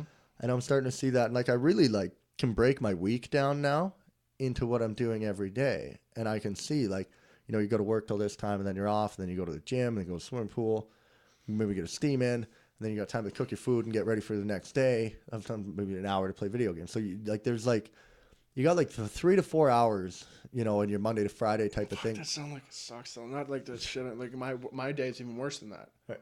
I got to work for longer. Mm-hmm. Like just that But- whole thing is like, But because like it's not. Well, one thing, there's a song I really got into. Did you see the Snack the Ripper Mad Child beef? No. Oh, I dude, I got right I into mean, I that did, shit. but I didn't- love that I think shit. I read one like who said what, and it was just them calling each other some shit through the Right, lyrics. And right. I was like, okay, I don't really need to know any more than that. It's just Yeah. it's what they're doing. I got down to the whole down dirty. I love that thing. It was awesome. And so I started looking up some shit. Snack the Ripper has a song in about 8 hours. It's called 8 Hours a Day. And it's him singing about, it's like, poor man, you work 8 hours a day. Talk about like slaving away and just work hard, trying to get ahead. And I thought it was funny because all the rappers and that, like you listen to like these famous people, like Rogan talks about it, where these people, they're taking your most productive time. They're taking your Monday to Friday, 9 to 5. They're taking 40 hours a week. And I saw Simon King made a post about it. Prime time, 40 hours a week. Yeah, they're taking 40 hours a week from you and like about all of that stuff. And What should that be worth? well, then like, damn it, we got slept on. That's a goddamn. Yeah. Yeah, It's we'll a wrap tricky this one. thing up. But anyway, I guess you gotta go to bed or what? no, we keep going, man. So they talk about, he's talking about 8 hours a day and like how you work so hard 8 hours a day. But it kind of made me think of a funny thing about if you talk to anyone like a musician and that, they'll say they work so hard. Like it is so hard to become a famous musician. It's so hard to become this. Then why are all of you saying that 9 to 5 is so hard? Like so many of them talk about 9 to 5 working is just a real struggle. And you're like... Is it because of the unhappiness that it breeds, though? I don't know, but you're like, if that's the real struggle, then what is the? Grab me another one too. If that's the real struggle, then what? Like, obviously, your job isn't that hard, Yeah. Well, I guess they would all say that their job, they work hard at it, but what's hard work towards something you want to do so badly? Like, what's it like to work hard? I guess playing hockey because you want to score the goals. Like that stuff makes you happy. So if you're working hard and there's this giant payoff, that's different than a paycheck. I guess that's different than monetary exchange. So you sell some of your life. It's prostitution, right? Yeah. But just what level is that? Like if nobody does anything, nobody can solve that system, right? Like nobody has it. Nobody has utopia. But if you have a system that we have, is there always haves and have-nots? Like, why would you want a system where there has to be homeless people? Like, there's going to be a bunch of homeless people. Right. Or is that even a fault of the system? Like, because on paper, the system, you drop all the positives. Mm-hmm. And but like things just go different ways because you can't drop a system that infuses everybody's greed and corruption and any sort of thinking about themselves first. It all looks great on paper when everybody's willing to buy in. Mm-hmm. But then you have these dissenters from a system, and what does that really do to it? And the dissenters from the system are also the super rich, not just the super poor. They're abusing the system in a different way. I wouldn't say homeless people, I guess, are abusing the system. They're just lacking the ability to function inside of it. Yeah. And it's like, can you stop that? Or like, people have to work the fucking till. And what does Yeah. it mean that someone has to work the till? Should you want to work or live in a world where your daughter has to work the till? I think though, like a good thing that I've seen about that stuff is that like those are beginner jobs. Mm-hmm. So those jobs should be getting cycled through. Like if you got to put your time in on the till, that's what you have to do when you start out in the workforce. When you're going to school or when you're uneducated or you're untrained at working. It's like building credit. Yeah, it's just like I work at McDonald's, man. I used to do that, and it's like that. Those jobs are meant Because like, they and didn't then fire people are you. like- The next job was like, okay, yeah. We'll people try are this like, guy too. how do you expect people to live off a minimum wage of $8 an hour? And it's like, well, listen, this job isn't meant for you to live off of. It's not. These jobs that are paying $8 an hour are meant for kids that are going to school or to your introduction into the workforce. And then the jobs that pay more are the ones that you're meant to live on. That's a career, like, you know? So like save, like even just saying like working a register at Save on Foods, like that shouldn't be done. That you shouldn't look at that as your career. Should they put an age cap on it? That would almost make sense, right? But no, because then what will happen is if you have that guy who just dicked around till he was 35, now he's 35, and that's the only job he's capable of getting. Right. And then it's like, Because you're offering people freedom But- to fuck off from the system. One thing Because everybody says you don't have to go to work, bro. Just do what you want. Yeah. Do whatever you want to do, bro. Just chase that. Well, I'm and it's really- like, well, what if everybody did that? What would happen?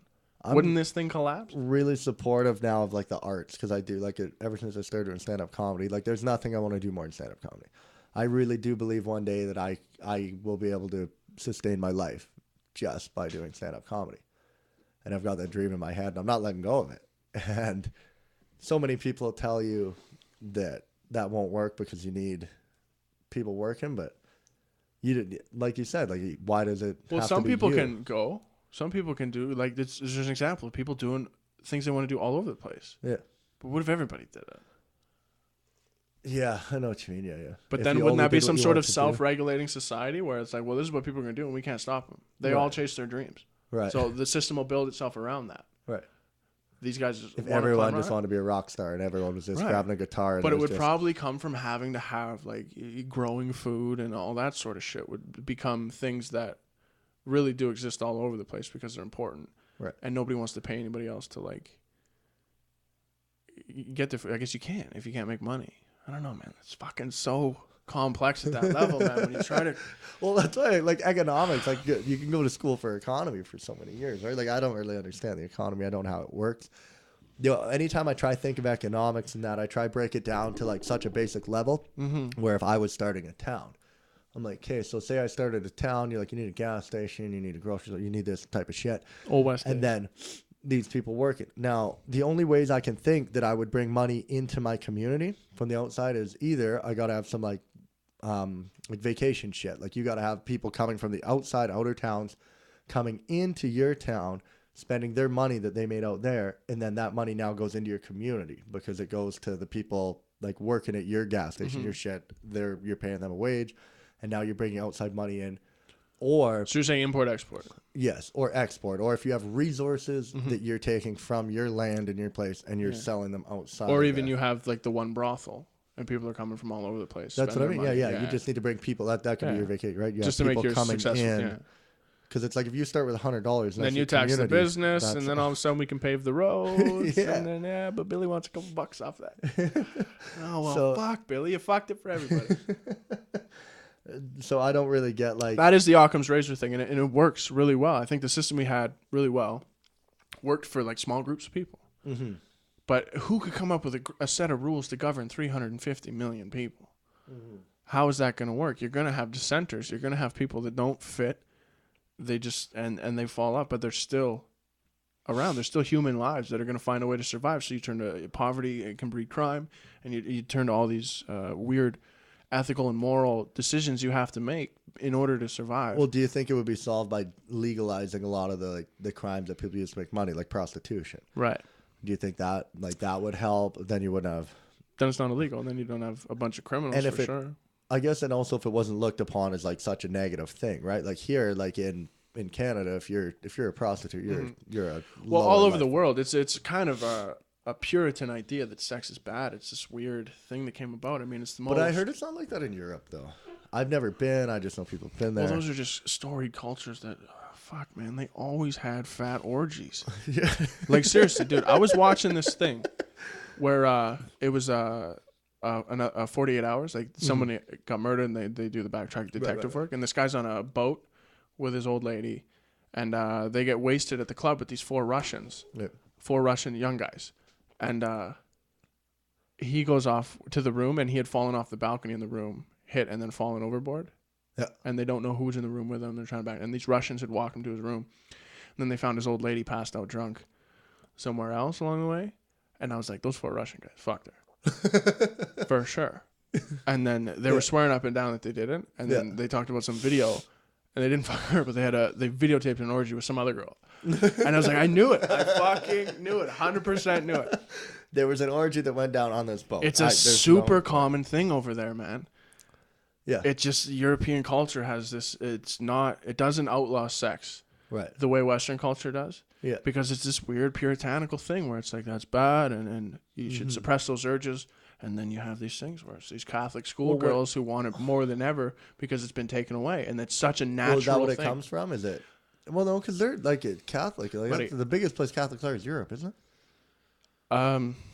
Wouldn't it be like that would be a that's really what the good- Pope is, right? Like that's Vatican, for That's the sure. breeding ground of that whole thing. Yeah.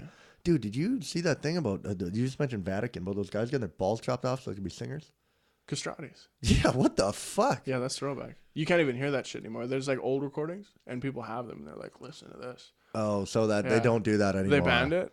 Yeah, I was gonna say Yeah. that shouldn't be. Well, it was going just on little anymore. kids that didn't have a fucking choice. You had to do it from the get go, right? So it's like, yeah, you can't convince an 8-year-old kid. Trying to think if that'd be Of like, anything, he's not liable for anything. You trick him it's into like saying Lance that. Armstrong, but they only got through one of the balls. They're like, no, stop Right. here. Yeah. I heard one of the fucking most disturbing things I've ever Let's heard hear the other day, and it was like a discussion you would have to have, Yeah. but it's so, like, I think I can talk about anything, but it's just so far out of bounds that you're like, ugh, fuck, man. But people have to sit around and have an educated conversation about this. What is it? Somebody said the reason that rape is so psychologically damaging for a woman Yeah. is that quite often women come when they're being raped. And that creates such a schism in their psyche that they've now juxtaposed the most traumatic thing that can happen, the rape, with what is a natural reward system, the orgasm. And then they have this blurring of lines. Oh boy. And I was like, what the fuck? Yeah, dude. I never thought of that at No all. wonder you're going sideways. Like, who would want to come again? Yeah, that is fucking weird, right? Like I still don't, like, anytime I try thinking It's like hard, a rape. man. No, I just try thinking, how does that happen? How does it happen? Like, how does like I've tried to pull some shit on chicks in the bedroom, they're like, no. And you're like, oh, all right, how do you rape? No, well, yeah, but that, Oh, no, it's like, easy. oh, come on, what all you gotta do? They don't even put their hands up. But but I mean, like, did they literally, like, you're pinning her down and and she just stops? Eventually, does the girl just give in? It's like, this is gonna happen, and just lets it happen. I think you I just feel have like to- if she would just be kicking and squirming, like, it's a hard enough time trying I've to never get it. believed it in the movies. You know how hard it is where to they get stick it in from behind. I've never bought that. But holding her down, getting her guard, and then you could work it that way for sure. Yeah, but Or you still, scare her so much. Like, what if she's wearing tight jeans? Like, that's a process. dude. It's hard enough to, like, Right? That's fuck a I guess chick that's where the roofies normally. and stuff come in. Like, when a chick's not even resisting, it's a hard enough chore, especially to get her to come. But it definitely happens. And you're getting them to come during it rape. definitely like, happens. Oof. So, yeah, every time I get close to that subject, it makes me run. But you gotta sit in the pocket and just feel how horrible that feels and understand that these are the extremes, but this is part of your reality. This is something that exists, so don't be naive. Just like these terrorist attacks. Don't be naive about all this shit. What's that word you It's used happened the other day? before. Not naive, naivety. Well, it's naive and naivety. It's just Naivety. like, Okay, yeah. No, I get it. Yeah, you know. Yeah. And then But I don't think it's naivety. I think it just is. Isn't it naivete? Well, it's Naivete? just how it's pronounced. Yeah, but I thought it was a pronounced naivete or something. I got into a thing about it the other day. Oh, really? Yeah, because I was trying to write a joke about it. About just like, because I thought it was really funny when the election was going on. Everyone just started to be like fucking like poets. People would just get on Facebook and they would just use these big words and try and sound like they're really educated, but really just they're to seem like they're in the political arena. yes, and they're just using way too big a words for what they need to say. And I'm just like, I've never seen you talk like this. And now that there's a political side to it, you're talking like you're a really highly educated person and why we shouldn't vote for NDP. You know what? That's the very reason. I was trying to work an angle. You were talking about that Facebook post I put up the other day? Yeah. With the quotes, and I don't know why I did it. Yeah. I do things because I feel them. I never really thought that through. I just like, I should put this in quote. I just did it. Yeah. And that's one of those things where it's like my credibility again. I mean, anyone who spends a lot of time around me might know that I'm capable of talking like that. Yeah. But it sounds super pretentious when you're coming across these people online and they're just going to read this once. Yeah. And they're either going to say, well, he just got that from somewhere. Yeah.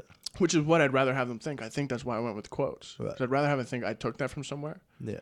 than that I worked on this Yeah. for like a good 20 minutes, Right. pushed it out there, and it's like the maximum. Mm-hmm. It's not me. It's something I came up with. Like, it's not. Right. I know what you mean. I found it when I was when I first started writing comedy. I used to write it in a way that wasn't me. Mm-hmm. I would get really creative and I try to use really like big words and stuff that I would never normally say through passing speech. Mm-hmm. And then I started saying, I'm like, dude, like this isn't you. Like I understand that you came up with this and you wrote this, but like you're trying too hard to sound a certain way. Like so I started writing my comedy Well, more in a people way. are telling that it's contrived because it's not you. Yeah, like it's just more like I started writing comedy more in a way like that I deliver it. Like I would read that back and I'm like, I can't say that on stage. Like just say it how you say it. Well, you know? because the more organic you can say something on stage, the funnier it really is. Mm-hmm. And the way you yourself perceive it is funnier because you know it's organic. Mm-hmm. Yeah, when it's repetitive and fucking robotic, Yeah. it's like you're just, I don't know, it's a stage thing, right? Like you do that and then you carry on. Yeah. But I always found there's a certain level of awareness you have to have if you are some sort of really good speaker and you have a large vocabulary. Mm-hmm. You can't just walk around talking like that to everybody because Right. it doesn't quite work. But there's different levels of awareness you can have with it where you're being really useful. So if you do it and you're just talking to a bunch of people and you're using these words that they don't relate to, and it's muddying their ability to understand what it is you're trying to convey, Right. you're doing the wrong thing, and you're not having a level of awareness that you need to take this a step down, because there's words to replace that they'll identify with, and you'll be able to get the same message across. Yeah. So if all you're really trying to do, if your pure direction is just to get the message across, you Yeah. shouldn't have to do it in this flamboyant way, Right. or however you want to describe it. It's almost like a musician. Like a guy just doing a drum solo when the song doesn't call for it, because Yeah. he's like, look how sick I am. And Yeah. it takes away from the song, which is what you should be working towards with your band members. Right. But you're stepping on it for the sake of your ego, to look a certain way or say, hey, look at me, look at what I'm doing. You're not being like a cohesive part of what it is you're trying to do. Mm-hmm. So especially in the workforce, if you're somebody was telling me about somebody who did it, and when they saw it, they thought it was really fascinating, where he was looking at these computer nerds and he was just talking their language, man. They were all over and saying shit these other people didn't. But they're like, what the fuck, this guy? And then Yeah. he turned and talked to them, and it was like he was speaking a different language. Yeah. He turned and he made everything really palatable for them, Right. so that they knew what they were doing. And he was just someone who was really good at using the people around him as a team and enabling them, like using them as tools. Yeah. But sometimes, like if you're just in conversation, if you're just talking to people and you're trying to tell stories, I've always learned my vocabulary through listening to other people talk and only getting that word out of context of what they were saying. I don't so much know the definition of it. Right. I see. What I know you're where to saying. use it. So if you can drop one of those, just one, while you're talking to people, you are helping people, because they'll say, I've heard that before, because it's all immersion. I see what you're saying. We've all learned through immersion, Yeah. and you know a word because you've heard it. And Yeah. sometimes I haven't heard a word and I'm like, oh, that's great. And then sometimes I'll look it up, or sometimes I'll just know through context Yeah. that the synonyms for this are this and this. Yeah, yeah. Well, a So lot you of time kinda you get can. it. Like I do. Like listen to podcasts and other things. You can kind of make out what that meant by the context. But It's the some way they use people, it. context can be really tricky sometimes. And I have this conversation with people because it's really common. Yeah. People think ignorant means rude because of the context it's always used in. Right, but doesn't ignorant just mean like you're not aware Yeah. of what you're saying, or Right. like you're talking about something you don't know about? But you can put it in both contexts all the time, and it always works. Yeah. Because normally when you're being ignorant, you're being rude. Because you're talking about something you don't know anything about. Right. So it could be perceived as rude, but people say ignorant. People think ignorant means rude, like that Yeah. correlation. Well, I There's saw a a few weird other thing. ones like that, but Not quite the same thing, but I saw like a guy explain addiction, and it also had it's the same thing. Like I've been hanging out with this naturopathic doctor, and she had like kind of the same definition, or like she didn't exactly like this wasn't her definition of addiction, but when she said that they would be looking in, like if they're concerned with someone with addiction, they like these are the signs they look for, and it's exactly what this other guy thought. And so like say you're a pack-a-day smoker and you smoke every day, but you're doing fine, like you're going to work, you're doing all your shit, like you're paying your bills, there's no issue. That is not an addiction in the terms of what they're looking for in addiction. So what it is like they say, this professor, he has a lot of clients, and addiction is when it affects your social living, I guess. I don't know, lack of a better word. But so it is like, say that he says Quality of life. Yeah, well, no, he's got clients that do cocaine every day. Okay. But they still go to work. They still Right. pay their bills. Functioning- They still functioning they make addicts. through it. They're fine. But then there's a client who does it once a month. He'll do cocaine once a month. He doesn't pay it. He spends all his money on it. He doesn't pay bills. He misses bill payments that time. He doesn't go to work the next day. He goes on like a 3-day bender. And that's an addiction. Even though the guy's not doing it every day, he's doing it once a month. So 12 times a year he's doing it. But he is an addict, and he's an addict they're concerned about. Is with the guy who's doing it every day, they're not worried about him. Because he's fine. His relationship with his family's fine. His social life is fine. He's doing great at home. He just has physical problems to worry about. Yeah, exactly. So is where like a More or smoker, less. when I would look at it, I'd say you're addicted to smoke if you had to smoke all the time. Right. But that's not their concern for an addiction. Their concern for an addiction is if you Well, if it's affecting your social life, basically, if it's affecting your family, your friends, and your work life. my girlfriend told me that addiction inherently comes with a quality of destructiveness. So when it's destroying the things around you. Right. So a functioning addict is, by definition, still an addict because they can't stop doing it. And maybe they can tell you, well, I just want to do it, so I don't stop, but I could stop. Right. Probably not true, especially with something like Coke. But if it's super destructive, then you are an A1 addict. Look at my viewers we picked up as soon as you said the word Coke. Key. What's up, Brian? And then so when you have that, it's you realize that you can be addicted to just washing your hands to the point where like the skin on your hands is damaged, Right. but you can't stop, and it has a destructive quality. It's taking away from a good equilibrium in your life of balance and the ability to not do this and walk away from this. Yeah. Because it could be cheeseburgers, right? And then all of a sudden you can't walk. What is You got a little scooter to take everywhere. It's like, well, you were addicted to food and it cost you your ability to walk. Yeah, That's yeah. a damaging quality. Right. Sucks. Yeah, big time, man. From what I can tell, I don't know. I haven't really talked to any of them, but it's a bit of a motherfucker if they don't have a ramp. Well, something crazy. I got my first vitamin injection this weekend. Vitamin injection. Yeah. How do you get those? Like needle? A needle. Got a straight up needle in the shoulder. B12 shots or what? Yeah, how'd you know? How does everyone know? I never knew that. B12 shots are common, but I don't know about any other vitamin I don't know if shots. it- Are there other vitamin shots? No, I don't know. I don't know if it was B12. Did it get you all chipper? B vitamin. Apparently everybody kind of lacks it. Yeah. So when you apparently- get it, you're like, "God damn. Yeah, like, but it's supposed to last a while, right? Like, I just got it Sunday morning. Was it yesterday? Yeah, yesterday.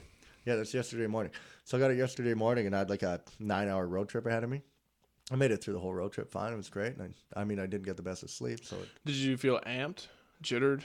Anything no, like that? no, I didn't feel like you don't get like the anxiety. You don't get like any. It's got like a it's good not like the charge, good caffeine. quality. Yeah, I don't even know if it was. Yeah, Just a bit of like a gas tank. Just yeah. we're able to keep that level longer. Yeah, I don't even. I don't know, man. I'm burning it at both ends so bad that I'm just always tired. Like I live a tired life right now, just the way that I'm living. So I honestly didn't notice it that much, but I'm sure it's doing something. I don't know. Yeah, well, lack of sleep's a motherfucker. But it really is. But it seems weird to me. Like I was asking her, I was like, how beneficial is this? Like how much healthier is this to stick a needle in your arm? To have to do this, like how often do you have to do it? And I don't remember if she said it was once a week or once a month, but it was like it can't be good to have to jab a needle into you and fucking inject vitamins. Like it. I heard Rogan say it takes testosterone and HGH once a week. And Yeah, I don't but- know if he meant once a month. But no. I was like, what the fuck? Every week? Yeah, but that's testosterone. Right. That's different. You can directly see the benefits of having testosterone in your system. But like to take a vitamin, you're like, what is it that much better to stick a needle in your arm and inject this B vitamin into you, or can I not? Why can't I just take my B vitamins I have over there in the cabinet? Like, is it that much better to inject it? Well, I'm sure there's an answer for that. Because eventually, You're like, just talking to someone who's really stupid. That's all. well, no, I'm sure she has that. She's a smart lady. So, Talk about me, you fuck. Oh, I'm talking to you. Oh, If you're asking sorry. that question, I just don't know. Sorry. All right. I was like, yeah, she's kind of like 10 years of school, man. I'm gonna call someone stupid when I don't have the answer. What an idiot. But no, I don't know. I guess it's just a better way to absorb it, I guess. But I don't know, it's intramuscle. Like it goes right in your shoulder. Yeah. Kind of scary. What did you hear with Charlie Sheen? The news that broke? Apparently he's going on the TV tomorrow to announce that he's HIV positive. No way, really? Yeah. Oh, damn. And it's like, I don't know. Yeah. I guess so, right? But there you go. Like, well, just the injections brought that up. He probably got it as an STD. Right, yeah, for But, sure. But that's my biggest That fear. is the biggest fear of needles. Otherwise, an injection. What's wrong with an injection, right? Right. But dirty needles are a motherfucker. Well, it was so funny because what I did, I put it on my Snapchat. I put on my Snapchat story of me getting this needle in the arm. Mm-hmm. And immediately, it's funny, just you see a needle, and it's so weird that we associate needles with negativity, right? Like it's funny because by injecting that needle and getting that needle in the arm, like I was actually doing, it was healthy. It was one of the healthiest things I put into my body that weekend. It was probably by far the healthiest thing I put in my body that weekend, to be honest. And but it was delivered through a needle, so I had people freaking out on me on Snapchat, like countless people, like, what was that? Like, what did you put in you? What are you doing? Like, why are you showing on social media a needle going into your arm? Like, dude, you like can't be showing that stuff. Like it was vitamins. Like it was a B vitamin. And Well, it was obviously administered through some sort of. Did this girl do it to you? yeah. Oh shit. Oh, dude, I get all that. Like it's dope. That's gonna man. look more questionable. 'Cause did she do it in her house? Yeah. We just Yeah, did it see, that's in always our house, going to be yeah. weird if somebody sees you at the kitchen table taking it a was- needle versus Right. here I am giving blood. Look at the lady in the scrubs. But it's by far the best benefit I've got out of hanging out with a chick is is she a homeopath? no, that's the thing. Don't tell her Yeah, that. because I heard that's horse shit. Don't, if you call her a homeopath, she is not happy, man. These naturopaths. What is she? A naturopath? She's Okay. a naturopathic doctor. So homeopaths, a lot of them claim that they're naturopath, but they're not. Like a naturopathic doctor, like she gets a prescription pad, she can prescribe drugs. She's on the Does a lot of radar. schooling. Yeah, oh yeah, like she's a doctor. They get to be called doctors. Right. As where the homeopaths, a lot of them claim they're naturopaths, just that's what they'll say they are, but apparently it's not near the school. Like, or some people study Chinese medicine. Well, I heard there's no vetting process. You didn't go to an institution that says this person's capable of doing this. I Right, think it's yeah. like a self-proclaimed thing to be a homeopath. Maybe, yeah. You're just like, oh yeah, I do it all the time, man. I got these little mixes here, a little bit of this, little Yeah. elixir. It's where Drink there's this, only it's Jägermeister. 2 schools in Canada that you can actually become a naturopathic doctor. One's in New Westminster and one's out in Ontario. Seems a little niche. And it is. It's really hard. Like Yeah. it's really hard to get into too. I guess they only take so many people, and they get hundreds of applicants a year, and they take 20 kids or whatever. Like you come in, and it's like a law degree. Like you have to have a degree before you can do it. Well, yeah, So- you're taking your doctorate. Yeah, so you have It's no to get joke. a degree out That's of. 8 to 12 years. Like that's Yeah. that span, right? Well, that's always someone always bugging her when I ask her. But she's like, it's her 30th birthday coming up. Like, what are you gonna do for your 30th birthday? Like maybe get a job because you're still in school, right? Right. Like Jesus Christ. But Yeah, that's no joke. But it I was guess sweet, if you man. have I got acupuncture during the Rousey fight. It's so dope. What does that do? Is that a real? Acupuncture? Yeah. Yeah, I got. It's funny because My auntie told me that shit's for real. She gets it done. yeah, dude, I've been getting it done a lot lately. like, all right. It's free, so it's sweet. Does it hurt? Depends where. There's a couple of points that do. A lot of the points you don't feel. Bottom of the feet is the most painful. That one's the worst. What does it do for you? I don't know, man. Like I honestly don't know. I just let this chick go to town. But she's got a book and it's got all these different points and what they're doing. Like What do Does- you feel? I guess. she does one for my snoring. Describe what you So feel. there's one on each side of my nostrils. She'll put it there, and that's to clear my airways for my nose, and it works. It does a good job. There's one. Do you just feel results? Do you feel any better or worse? Or Whenever she does my back, after coming out of that, I feel like my back is jelly. Like if you had any back pain, and sometimes you move, you can feel your back kind of click, or you're like you feel "Oh, more it's just limber, like more you flexible? do big time, yeah. And it loosens you right up. It's awesome, man. I really like it. I think the biggest benefit, I've got them everywhere. I've got them on the top of my head. I've got them in the back of my necks, all down my spine. What do back the of needles look like? back of the knees. They're all different sizes. I gotta show you some videos after, but they're like They just look like a. Have you ever seen like a tip cleaner for cleaning Yeah, out like a like a welding rod. yeah, like Yeah. kind of like a welding rod, but like thin, like Yeah. really thin, and Well, they're just pins. they're just way smaller. Just Yeah. it just looks like a pin. Yeah, that's a good sort of pin. But then they've got like they've got like a grip section where it looks like for you to grip shit. Any horror stories in the acupuncture world? Not you personally, but No, like, but yeah, the horror stories are the eyes. The eyes are where people get them in the eyes, and then you lose an eye. The other one is punctured lungs. who do you trust? Punctured lungs That is much. the other one. So like when Punctured lungs? yeah, through the back. Fuck So around, son. when they go in through your back, I guess they can go right through and puncture. They're so small, man. Like if you're not paying attention, sometimes you don't even feel them go in. Like I just don't. I just let her do her thing, and Just I'll insanely look 'em. sharp. Yeah. How does she clean them and everything? Like, Well, they're one time use. oh, okay. They're one time use. So they So come they're in just- sealed packages. You open them up, and they have a little stopper and like a rubber shield or like a plastic shield, a circular shield around them. So she can take them and move them to wherever you want on your body. And then when she finds where she wants, she pulls this rubber stopper out, and then she just does like 3 little taps, like tap tap tap, and it goes in. And she slides that up, and you don't usually even feel it going in. It goes in, you don't feel a thing.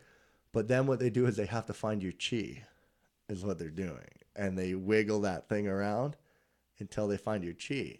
And I can always feel like you're like, ah. And she says she can feel it. Like when she can move that needle and she can feel when she hits that spot that she's supposed to be hitting. And I'm like, how can you tell? You gotta take people's word for it on that one, right? Yeah, but it's weird. There's your meridians. You ever heard of that? And like your chakras? Have you ever heard of that shit? Yeah. And like you have your 7 chakras or whatever, and one like it's like they picture it as like pools of water. So if this is naturopathic science, this is obviously all proven. No. That's No? the thing about acupuncture. Acupuncture and your meridians and all that shit is Yeah, not proven. not There's proven. IMS, which is like intramuscular stimulation, which they use longer needles and they're going into your muscle, and that is Oh, really? proven. Still needles? I thought you were talking about some sort of like electronic pad. No, it's still needles. At that point, okay. No, IMS, yeah. It's still needles, and they're longer, and that is proven. But they do different things. They don't do this chakra thing. They do like muscle relaxant things. Yeah, Okay. totally. And I don't know. There's one right up here they do, like right between your like your third eye type of thing. Mm-hmm. Nail it in there. That one's gold, man. That's my favorite one. Every come? time. I don't know. It Makes you feel better? Yeah, it just feels like all like everything's being drawn to that point and being like released. Like it's just like a. What if somebody never bought into the whole thing and was like, this is horse shit, stick them in me? Same result? And they just got them jabbed in and were like, this is stupid. Yeah. I don't know. Was negative towards it the whole time. Yeah, I don't know if it comes with that level of like thing. The biggest thing it does for me, I think, like with like ADHD and that, and just always being like, I can't focus on anything. I can't sit still. Like even watch when I'm doing the podcast, I just can't stop. When you get those needles in, you can't move, man. It totally immobilizes you. So like she'll start putting needles in your back. Now if you flex your back, it hurts like a son of a bitch. Right. Because you flex a muscle and it pinches. You're like, oh. Right. So it causes you to go totally loose and limber. Same with like your legs.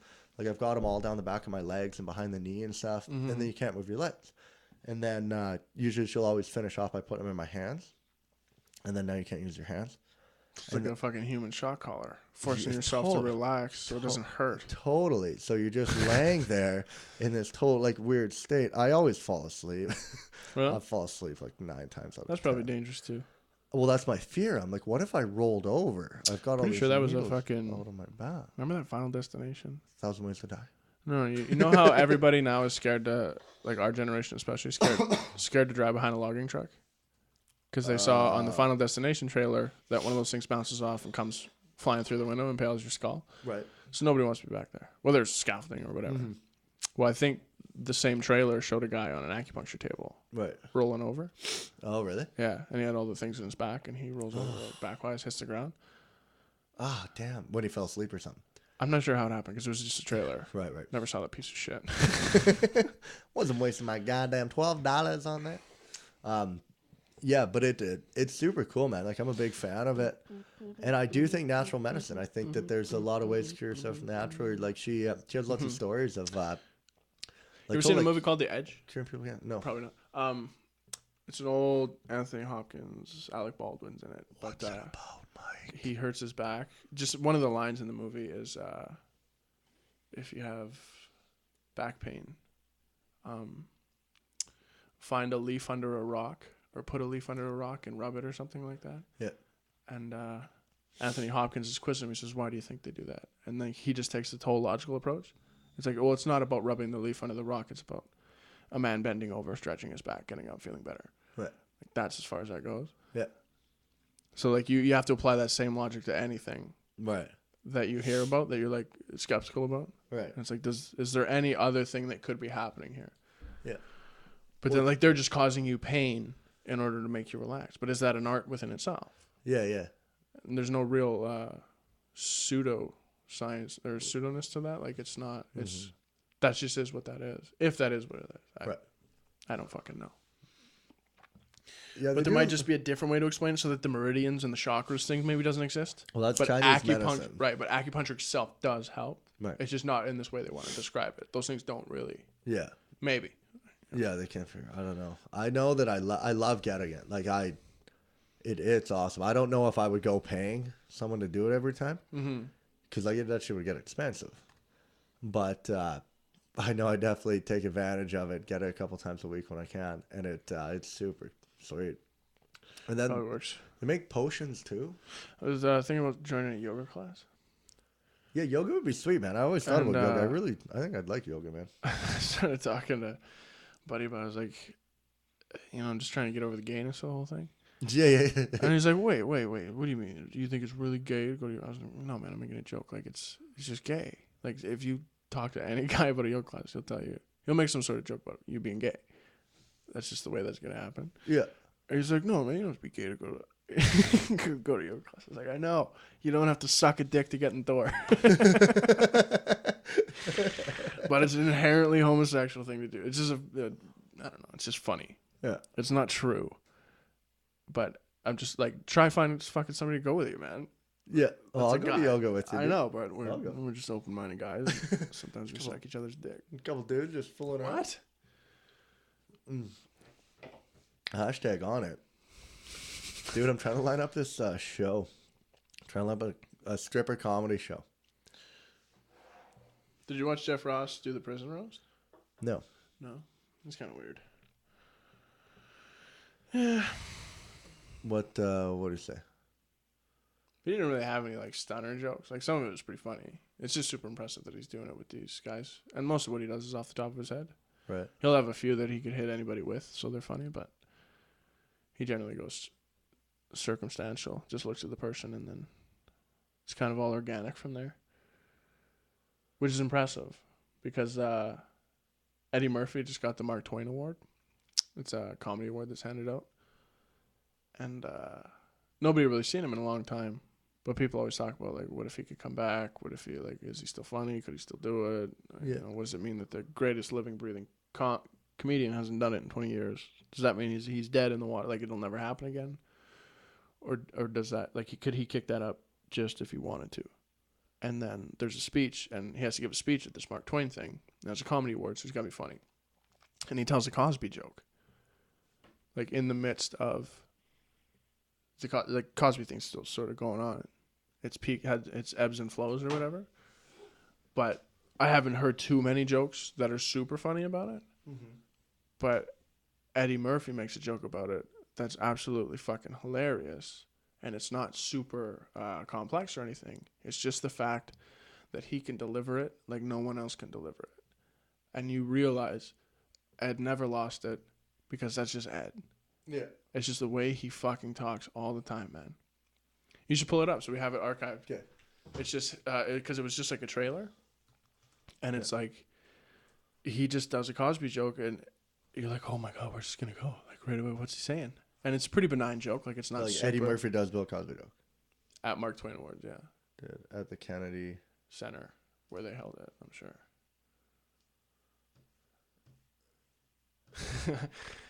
But you realize it's like, oh, he just.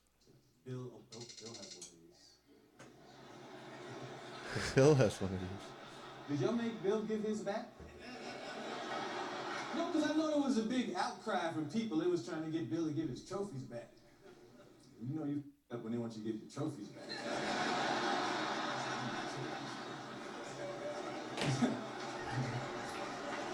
Give his trophy back to you? He should do one show where he just come out and just talk crazy now. I would like to talk to some of the people who feel that I should give back my toys.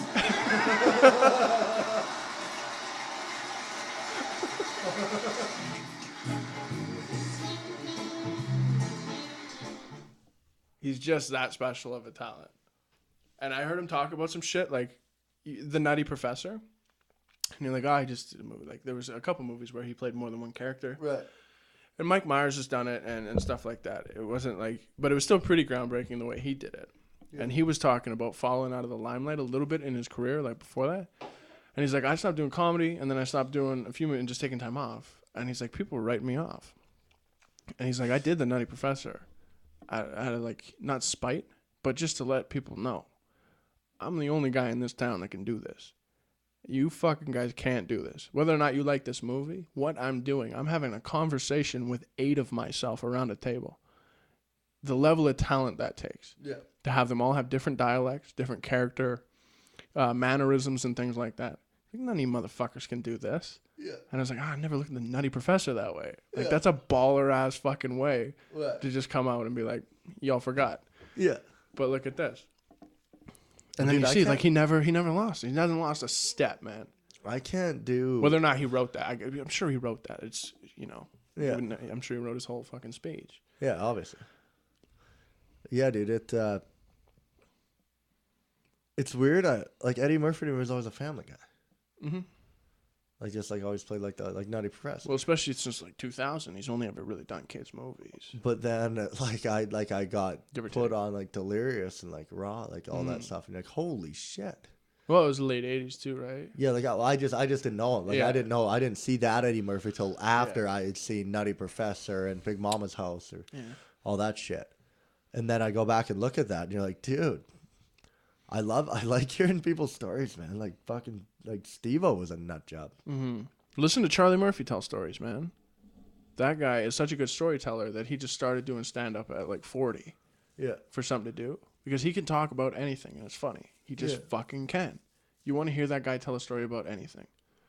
You know when they're at the zoo, and, like, the elephant, and they're trying to get him to sit down, he don't want to sit down? And the room is just going. Yeah. Because of the way his timing, the way he can tell a story. Just like Ed. Yeah. Ed's that next level. And he just the way he talks about anything. Yeah, but I'm sure he talks like a stand-up comedian when he talks to his friends. Right. Hanging around him, he must just come up with that stuff all the time. Stuff you would deem material that you could do on stage, retire into a special, and use your body of work. Do you think that gets annoying to people? Well, then you just won't want to hang around with Ed. No, that's what I mean. Like not that. Like, do you think that people are like, hey, you're trying too hard? Do you ever think that comes across? I get that myself because I turn things into bits, trying to exhaust them. But he's such a pro; he's just coming up with his thoughts. He's just describing his thoughts to you. So, no, I don't think so. Not with him. Yeah. Not at his level. But just, I know I've been annoying with it. Like I know, like if I feel. But I think it's super fun that sometimes something will come up and I'll spontaneously start talking about it, and I'm starting to think of how I would deliver it on stage, if I'm sitting with like a group of buddies talking about it, and then I'm like, man, like. Well, you can't seem too contrived because then people would be like, why are you talking to me like that?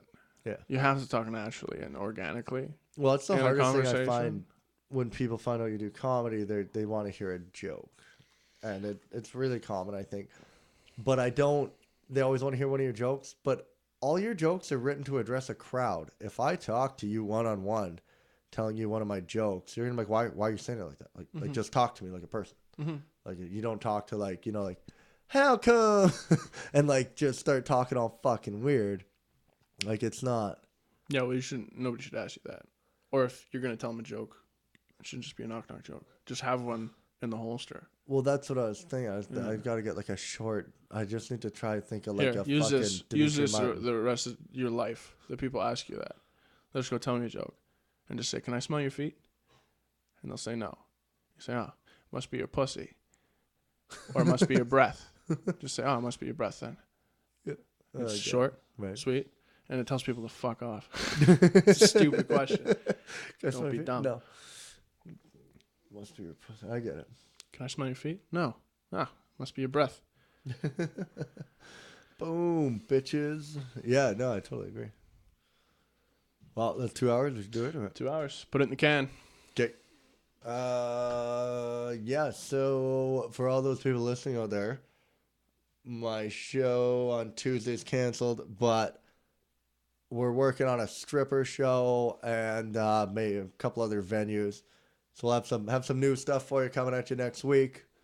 And Mike, we're gonna get Stinger back on stage here soon. That'll be fun. And yeah, thanks for listening, guys. Take care of each other.